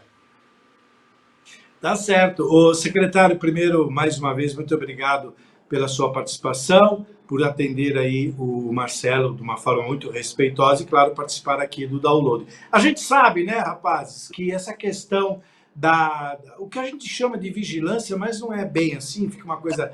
Essa tecnologia, podemos classificar dessa forma, já faz parte do dia a dia da gente. Não tem como tentar fugir disso. E a importância, dado aos resultados positivos que nós alcançamos por conta dessas câmeras que nos auxiliam tanto à distância, é fantástico. E é interessante saber que essas câmeras estão funcionando em várias cidades, não só daqui do estado de São Paulo, claro que aqui numa quantidade muito maior, mas fora também, e a gente percebe que essa tecnologia não tem como fugir, né, secretária? Ela já faz parte do nosso dia a dia. A tecnologia hoje faz, por exemplo, o próprio Marcelo, quando começou a nossa conversa aqui, claro que ele pesquisou, ele levantou do meu passado. Não é um passado triste, é um passado que eu gostei muito. Dublagem, fui ator, realmente fui... Glorioso passado. Mas graças à tecnologia, por isso que eu estou me referindo a isso. Não fosse essa tecnologia na palma da nossa mão, não teríamos essa rapidez na informação. Então, esses projetos são extremamente importantes. Eu queria que o senhor falasse, secretário, Caio, sobre o que se deve fazer mais para fortalecer esse sistema, para ampliar esse sistema e para torná-lo ele cada vez mais eficaz. Hoje, nos metrôs de São Paulo, a gente tem aquelas telas onde fala de pessoas desaparecidas e muitas delas são reconhecidas e reencontradas pelo Smart Sampa, que é um sistema muito importante de câmeras. Mas aí na região, quais são os projetos futuros de ampliação desse projeto? Ô Gil, é importante ressaltar também que a gente tem uma parceria com o Guarda Municipal. Nossa muralha que tem aqui, a muralha de segurança, ela acaba auxiliando a guarda. Hoje eu acho que foi a guarda prendeu um criminoso justamente com o auxílio da muralha eletrônica. É importante a gente ressaltar que o nosso caso das nossas câmeras, elas são câmeras, não são estáticas. São câmeras que estão no para-brisa do ônibus, como você pode ver aqui, então ele está andando na cidade. Então eles nos auxiliam muitas vezes com o destravamento de alguma via, ou algum obstáculo que muitas vezes o próprio município liga para fora. Tem um ônibus, um caminhão, um carro impedindo a passagem do ônibus ou impedindo o trânsito. E aí a gente já pega o ônibus que passa naquela linha, acompanha, e muitas vezes aquele obstáculo, aquele problema que nós tínhamos que deslocar uma viatura aqui para ir lá, dar uma olhada, ele já foi solucionado, às vezes o carro já saiu, né? Então eu acho que a gente precisa acompanhar a evolução da tecnologia. Eu acho que o CIT é um pouco disso, a gente começa a dar um passo para a tecnologia. Então hoje nós temos aqui no CIT as câmeras dos ônibus, nós temos todo o monitoramento do ônibus do System, então todos os ônibus que estão rodando nesse momento na cidade, a gente sabe exatamente onde está, qual ponto da cidade que está, qual a rua, Nós temos as câmeras de todos os terminais, tanto o terminal Itapeva quanto o terminal central. Então a gente consegue também fazer o monitoramento interno dos terminais, então com não só mobilidade, mas também por segurança. Então nós temos aqui a tecnologia que a gente tem um rastreamento de onde estão nossas viaturas, então a gente pode deslocar cada viatura com um pouco mais de rapidez para onde tem um acidente. Tem o Waze e o próprio Google, né, que a gente consegue monitorar as vias, né, consegue monitorar o trânsito da cidade em tempo real. Né, agora aqui na cidade mesmo está com 3% de trânsito pesado, né, então a gente consegue entender, a gente sabe o motivo por que está, que a gente consegue olhar na tela dos ônibus, nas câmeras dos ônibus. Agora, os próximos passos é a gente implementar agora, a partir desse ano de 2026, com ajuda, com apoio e com toda a vontade do prefeito Marcelo Oliveira, a gente implantar a central semafórica, para a gente ter uma central semafórica mais inteligente, mas ainda muito arcaico, né? Então, a gente, toda vez que tem algum problema no semáforo, a gente tem que ir lá. Com a central, a gente consegue fazer um reset daqui, a gente consegue fazer um monitoramento daquele semáforo, onde tem mais carro, onde tem menos. Então, a gente consegue fazer o liberamento do próprio semáforo, diminuir um ciclo e aumentar outro diretamente aqui da base. Então, a gente vai acompanhando as tecnologias, né? Então, cada semáforo também que tiver a central semafórica, nós teremos uma câmera também de monitoramento. Então, a gente vai trazendo mais segurança para as pessoas e vai trazendo mais agilidade e mais pronta resposta do poder público. Eu acho que é isso, né? A gente conseguir chegar com mais rapidez na onde está o problema, onde o cidadão precisa da gente. Então tá aí, Gil, explicações técnicas, mas também bastante acessíveis aí a todos por parte do secretário Caio Carvalho. Não poderia ser diferente pela expertise do Caio, já foi secretário de comunicação, foi secretário de bastante coisa, viu, Gil? E nós sabemos também que a Gabi sempre nos recomenda a prestação de serviço. Eu quero dizer a toda a equipe aqui que aqui será um point para nós, viu? Porque essas câmeras aqui são fantásticas, Gil. A gente estava acompanhando chuva, trânsito, acidente, e a Guardiã vai fazer também, através da gente aqui, uma ronda rotineira e costumeira. Gil, sei que tem o nosso tempo, eu gostaria então de encaminhar para o encerramento, perguntando, como a Gabi, e o Gil também, que eu sei, especialista em política, viu, Gil, que eu sei, e a política está no nosso sangue. Eu não hesito, o secretário Caio já deu bastante ligação técnica, mas, secretário Caio, você representa, juntamente com o secretário Matheus, o legado de uma pessoa muito importante para a gestão Marcelo Oliveira, que é a pessoa do juiz João Veríssimo. Eu costumo dizer que a chegada do juiz João no momento da campanha do prefeito Marcelo foi fundamental para a vitória dele. Como que você sente transformando essa pasta aqui nesse must que está hoje na cidade, com evidência, com eficiência? Como que você se sente levando esse legado do juiz João junto com seus companheiros secretários? Qual a sensação? Primeiro que tem responsabilidade de gestor público, né? Mas eu acho que caminhar com o João, fazer parte do João, ser presidente do partido do qual o João é filiado hoje, e o nosso presidente João, eu acho que traz uma responsabilidade mais.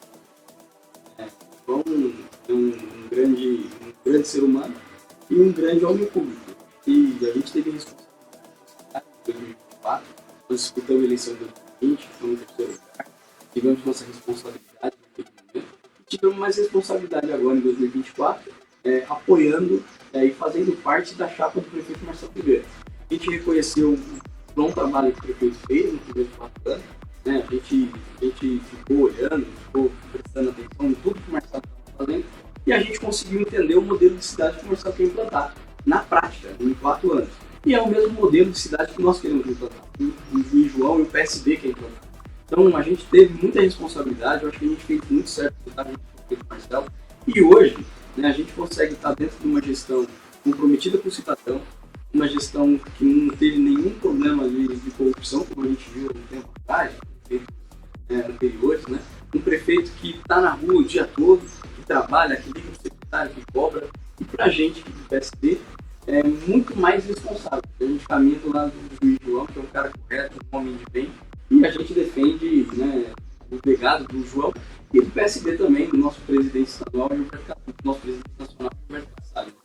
Então tá aí, Gil. Desculpe os minutinhos a mais, né, Gil, para compensar um pouquinho a nossa espera. a gente não podia deixar de falar dessa parte política. O juiz João, vice-prefeito de Mauá, vai estar com a gente também semana que vem. E a minha gratidão perfeita aí ao Gil Latoreiro, nosso âncora, e nossa gratidão novamente a toda a equipe aqui, Cíntia e Marcos, que ampararam a gente nessa espera, e quando a gente está acompanhando a chuva e olhando o BBM, hein? Mauá. Viu, Gil? Tá certo. Muito obrigado, secretário Caio Carvalho. Muito obrigado, Marcelo Ferreira. Secretário, fica o convite, o Marcelo vai agilizar tudo isso aí. Numa próxima oportunidade, só pode vir até o estúdio, inclusive, para falar com a gente, explicar um pouco mais. Muito obrigado. Boa noite, amigos. Amanhã, Marcelo, você está convocado a voltar no download. Secretário, obrigado. Grande abraço. Agora, 18 horas e 38 minutos. Vamos para o Litoral Norte. Quem traz todas as notícias desta quarta-feira, 14 de janeiro, direto do Litoral Norte da cidade de Ubatuba, é ele, Trevisan, na tela do download. Boa noite, seja bem-vindo, Trevisan.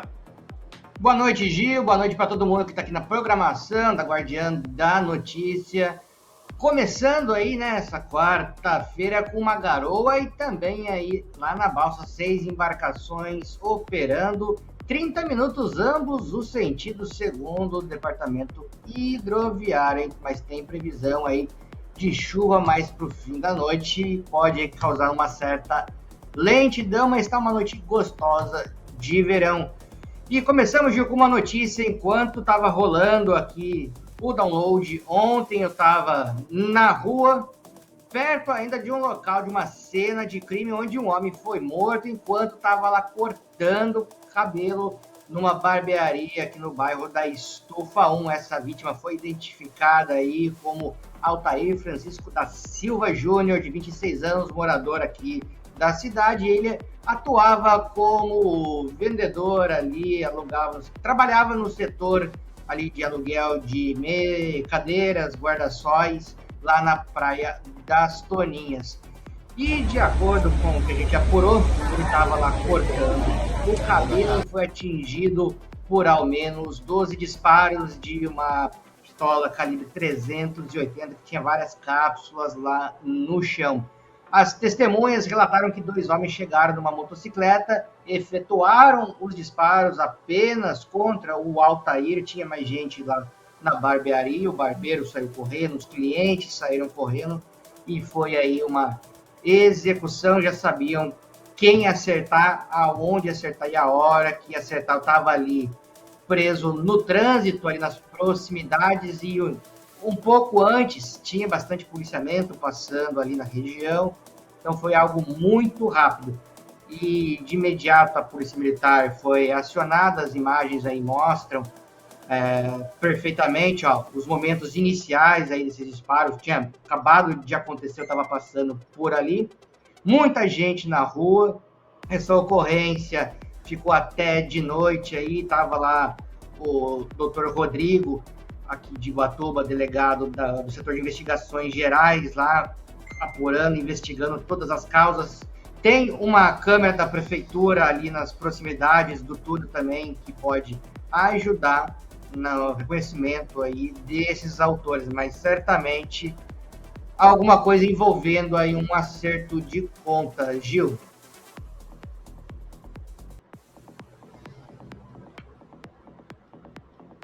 E rápida, né? Trouxe essas imagens e, claro, isso depois de uma apuração mais efetiva deve nos levar a crer que deve ter se tratado de uma execução, e os motivos depois, claro, obviamente serão esclarecidos aí pela polícia. Mais alguma consideração sobre o Litoral Norte, Trevisan?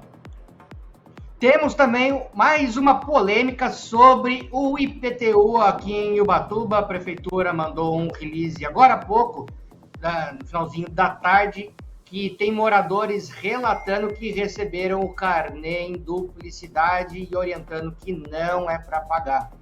A gente já está tentando apurar de quem foi o erro, se foi dos Correios, se foi da prefeitura, se foi da gráfica, como que aconteceu, e também o principal, quem vai pagar a conta, se é a prefeitura ou se é o Correio também, que acabou de sair de uma greve que não está muito bem das pernas. Quem vai pagar a conta, Gil? assunto do IPTU ainda vai render muito. Se não é acusação, é valor alto. Se não é valor alto, é supertaxação ou carnê em duplicidade. Isso vai dar muito pano para manga e você, claro, em cima da notícia vai trazendo para a gente. Televisão, muito obrigado. Amanhã você está de volta com a gente. Eu estarei de volta a São Paulo nos nossos estúdios e você daí do Ubatuba entra novamente falando sobre o Litoral Norte. Muito obrigado, boa noite, bom descanso e até amanhã, meu amigo. Até, Gil. Muito bem, 18 horas e 43 minutos, hora de ir até o Alto Tietê.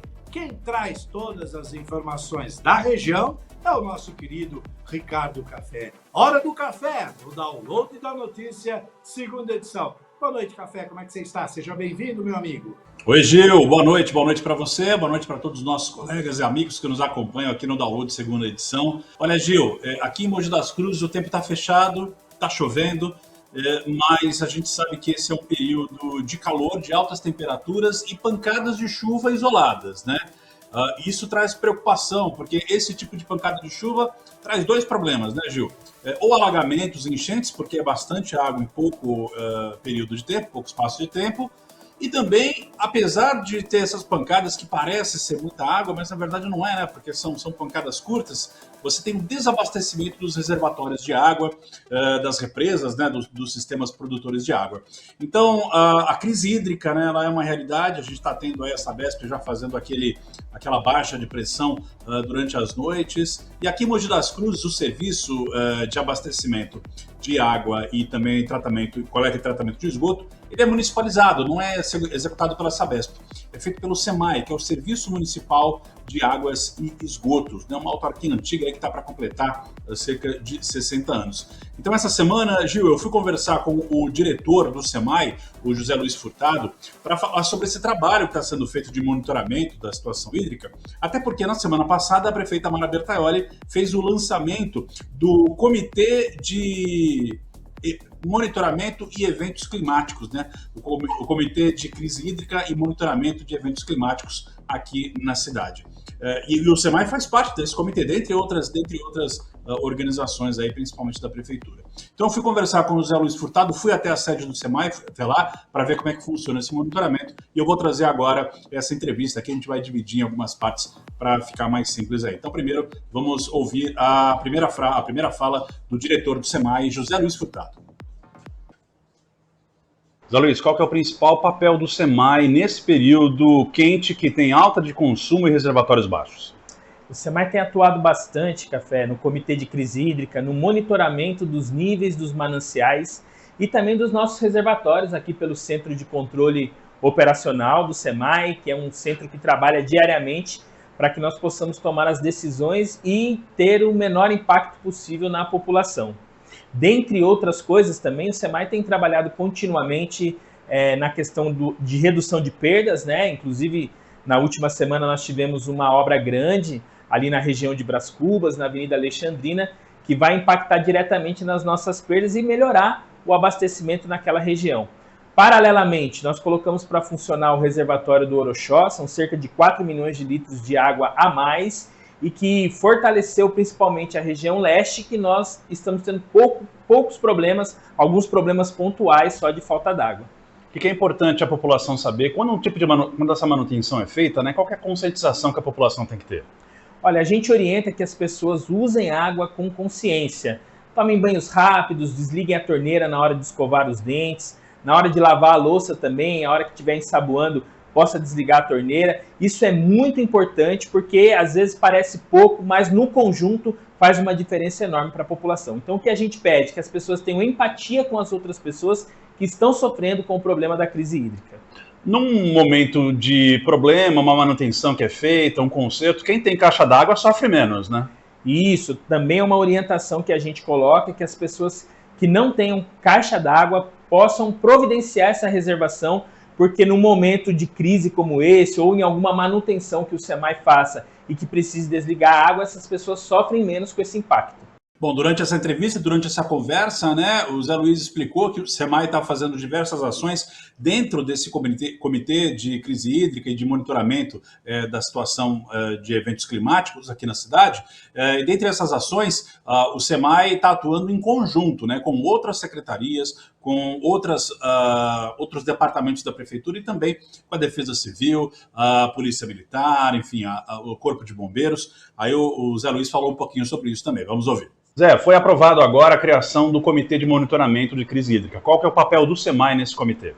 O papel, Café, como eu já disse, é a gente monitorar os níveis, né, dos nossos mananciais, os níveis na captação de água do SEMAI, para que a gente possa operar com níveis satisfatórios e também que a gente possa reduzir o impacto na população da crise hídrica. Bom, recentemente, com esse calor aí, houve até distribuição de água para a população, né? Isso está dentro das medidas daquele decreto, né? Sim, uma das medidas do decreto é que as temperaturas, quando atingirem 32 graus, com sensação térmica de 35 graus, um conjunto de ações é feito na cidade. E uma delas é a distribuição de água. Nós tivemos no último final de semana aí, cerca de 3 mil litros de água distribuído gratuitamente para a população.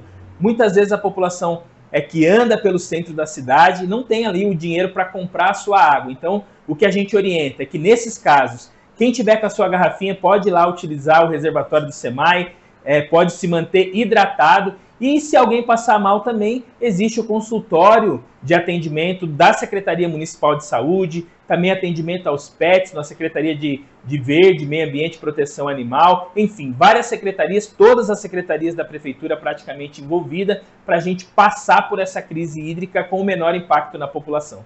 Bom, e aí finalizando a entrevista, né, conversando com o Zé Luiz, Mogi das Cruzes é o único município aqui do Alto Tietê que tem um gerenciamento próprio, né, do sistema de água e esgoto, ao contrário das outras cidades que têm esse serviço feito pela Sabesp, né, órgão estadual. Então, eu conversei com o Zé Luiz também sobre essa questão da autonomia do gerenciamento da água aqui no município. Vamos ouvir. Bom, para a gente finalizar, Zé, Mogi das Cruzes é a única cidade do Alto Tietê que tem o abastecimento e o tratamento de esgoto, abastecimento de água e tratamento de esgoto municipalizado. Qual que é a diferença em relação ao que vocês estão enxergando, que a prefeita Mara está enxergando em relação aos outros municípios aqui do Alto Tietê nesse período de atenção? Café, nesse momento a gente tem visto significativamente qual é a importância do SEMAI para a nossa cidade, porque nós mantemos o controle da situação aqui no município de Mogi das Cruzes. Um exemplo é que a Sabesp, na gestão de demanda noturna, nos fez uma proposta no mês de novembro para que fizesse essa redução nas regiões em que a gente adquire a água para fazer a distribuição. E os nossos técnicos aqui do SEMAI, muito sabiamente, fizeram uma contraproposta e isso permitiu que essas regiões tivessem o menor impacto possível. Então isso foi muito importante para a gente, porque tem um histórico de atuação do SEMAI na cidade. O SEMAI é uma autarquia importante, que vai fazer 60 anos esse ano e que tem trabalhado muito para que as pessoas sofram o menor impacto possível. Ou seja, então aqui no Alto Tietê, segue a atenção, segue o monitoramento e qual que é a mensagem final para os consumidores, para quem está do outro lado ali com a mão na torneira? A mensagem é sempre a mesma, Café. Nós estamos num momento de alerta. Em Mogi das Cruzes, só alguns pontos que estão faltando água, que estão sofrendo, mas nós estamos conseguindo, pelo menos o mínimo, entregar para a população. Mas é sempre a mesma orientação: economize água, use com responsabilidade, porque desse jeito não vai faltar para ninguém. É isso aí, Gil. Essa é uma mensagem importante que não vale só para Mogi das Cruzes, não, né? Vale para todo o estado, toda a região metropolitana, né? Os consumidores aí economizando, foi o que o Zé Luiz explicou para a gente, né? Quando você soma diversas partes, a gente acha que em casa desperdiçar um pouquinho mais de água não vai fazer problema, mas se todas as residências, todas as empresas, enfim, todos os pontos consumidores de água economizarem um pouquinho, isso reflete demais, de forma positiva, lá na distribuição de água e facilita. Porque a gente tem alguns bairros que é difícil faltar água, normalmente os bairros mais baixos, né? Quem mora numa região mais alta já sente um pouco mais. Então, aquele cara que mora na região mais baixa nunca sofreu muito, então ele acha que não precisa economizar. Mas tem que ter esse pensamento solidário, tem que ter esse sentido de coletivo, de sociedade, para a gente ajudar todo mundo. Afinal, o Brasil, né, tem um excesso de água, mas a gente sabe que a gente está mal acostumado, né? Vamos combinar. A Gabi, que está lá na Europa, traz isso para a gente, né? A água é um bem muito precioso. Os europeus lá, o pessoal economiza bastante, né, Gil? Pois é, e esse assunto da água, Café, é um assunto que não fica restrito só a alguns municípios. Hoje, como você disse, é nível Brasil. Extremamente preocupante numa época que vivemos um calor extremo, bem fora da normalidade de outros anos, uma escassez de chuva e também com consumo exagerado e sem nenhum tipo de responsabilidade por parte de alguns consumidores. Mas, como você disse, aqui é Brasil, né? E com o Brasil não tem quem consiga controlar café. É dureza. Mas assim, todo mundo faz sua parte, né? A gente já está começando a conscientizar. Nós, da imprensa, trazemos essa informação diariamente para conscientizar a população. O poder público está fazendo sua parte. Ó, Gil, só para você ter uma ideia, em Itaquaquecetuba, o PROCON lá do município multou, emitiu essa multa ontem, tá? Dia 13, multou a própria Sabesp em mais de R$60 mil, R$61.500, por falhas na prestação do serviço do abastecimento de água lá no município. Essas falhas foram identificadas no finalzinho do ano, né? Desde 21 de dezembro até o ano novo ali, o PROCON vinha sendo alertado sobre a falta de água na cidade, uma situação aí complicada, né, por conta dos períodos de festas, né? E aí, diante das reclamações, o PROCON, então, de Itaquaquecetuba notificou a Sabesp pedindo esclarecimentos, mas as respostas foram enviadas, não foram satisfatórias, a empresa não apresentou dados sobre o abastecimento alternativo, né, nos bairros afetados, como a quantidade de água disponibilizada, o controle das demandas, e aí desta forma, então, o PROCON de Itaquaquecetuba fez essa autuação, emitiu essa multa, emitiu ontem mesmo, o valor R$ 61.537. Então, todo mundo fazendo a sua parte, né, Gil? Tá certo. 18 horas e 54 minutos, café. Amanhã você volta no editorial do Download, segunda edição, com mais informações aí da tua região Alto Tietê. Obrigado, companheiro. Boa noite, bom descanso, bom trabalho amanhã e até amanhã à tarde. Muito bem, 18 horas e 54 minutos, hora de acionar, direto dos estúdios da Avenida Paulista, Kathleen Costa e Felipe Valdez para a previsão quinta-feira, 15 de janeiro de 2026. Direto da penumbra da Avenida Paulista, nossos colegas de trabalho com a previsão do tempo. Boa noite, Gil. Boa noite, Kathleen. Boa noite a você da Guardiã. Agora, aqui na penumbra da Guardiã. Vamos para a previsão do tempo, né, Kathleen? Vamos lá. Vamos lá. Para você que está em São Paulo, capital, a quinta-feira será bem parecido com hoje, tá? Sol com muitas nuvens, pancadas de chuva à tarde e à noite. Mínima de 19 graus e máxima de 30 graus. Agora, seguindo para Guarulhos, Felipe, amanhã, quinta-feira, 15 de janeiro, será parecido com hoje. Sol e muitas nuvens de manhã, chuva forte à tarde e à noite. A mínima chega a 19 graus e a máxima 28 graus. Para o ABC, na cidade de São Bernardo, Santo André, São Caetano, Diadema, Mauá, Ribeirão Pires e Rio Grande da Serra, amanhã será bem parecido com hoje. Sol com muitas nuvens, nublado com chuva de manhã. Tarde com temporal e noite chuvosa. Mínima de 19 graus e máxima de 27 graus. E o Alto Tietê vai parecer bastante com a região do ABC. O Alto Tietê que compreende as regiões de Arujá, Biritiba Mirim, Ferraz do Vasconcelos, Guararema, Itaquaquecetuba, Mogi das Cruzes, Poá, Salesópolis, Santa Isabel e Suzano. Amanhã será parecido com o dia de hoje. Sol e muitas nuvens de manhã e chuva forte à tarde e à noite. A mínima 19 graus e a máxima 28 graus. Para quem está no Vale do Paraíba, em São José dos Campos, Taubaté, Campos do Jordão, Aparecida, Cunha, Paraty, Itatiaia e Bananal, a quinta-feira será bem parecido com hoje. Sol e muitas nuvens de manhã. Chuva forte à tarde e à noite. Mínima de 19 graus e máxima de 28 graus. E agora o litoral norte, a previsão para as regiões de Caraguatatuba, Ubatuba, São Bernardo, Ilhabela e Bertioga. Amanhã será dia de sol com muitas nuvens e nublado com chuva de manhã. Tarde com temporal e noite chuvosa. A mínima 21 graus e a máxima 27 graus. No litoral sul, a cidade de Cananéia, Ilha Comprida, Iguape, Peruíbe, Mongaguá, Itanhaém, Praia Grande, São Vicente, Cubatão, Santos, Guarujá e Bertioga.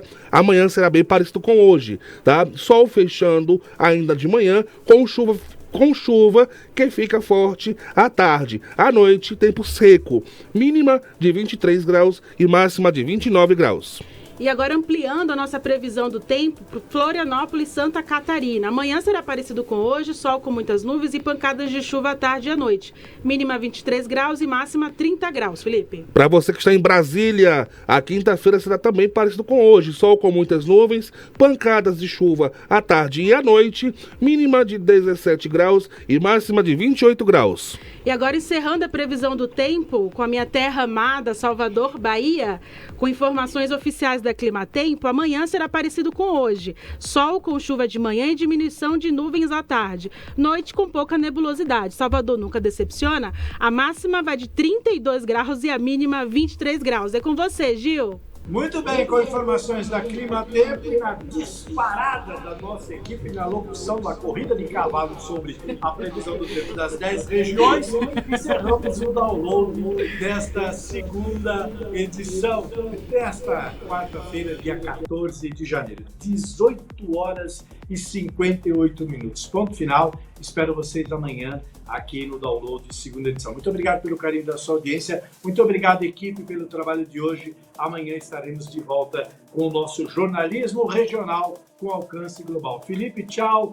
Minha querida Kathleen, tchau. Amanhã estaremos aí no estúdio juntos para mais juntos na nossa penumbra. É isso, junto com vocês. Tchau, amigos. Música e informação na palma da sua mão. Tchau, pessoal. Até amanhã. Quer estar sempre atualizado com o que acontece na sua região? É fácil. Escaneie o QR Code na tela e conecte-se ao conteúdo exclusivo de A Guardiã da Notícia. Jornalismo regional, informações em primeira mão e as músicas que você ama ouvir. Sintonize também na rádio, AM 560 ou acesse pela web. Tudo isso na palma da sua mão, a qualquer hora, em qualquer lugar. Grupo A Guardiã, conectando você ao futuro.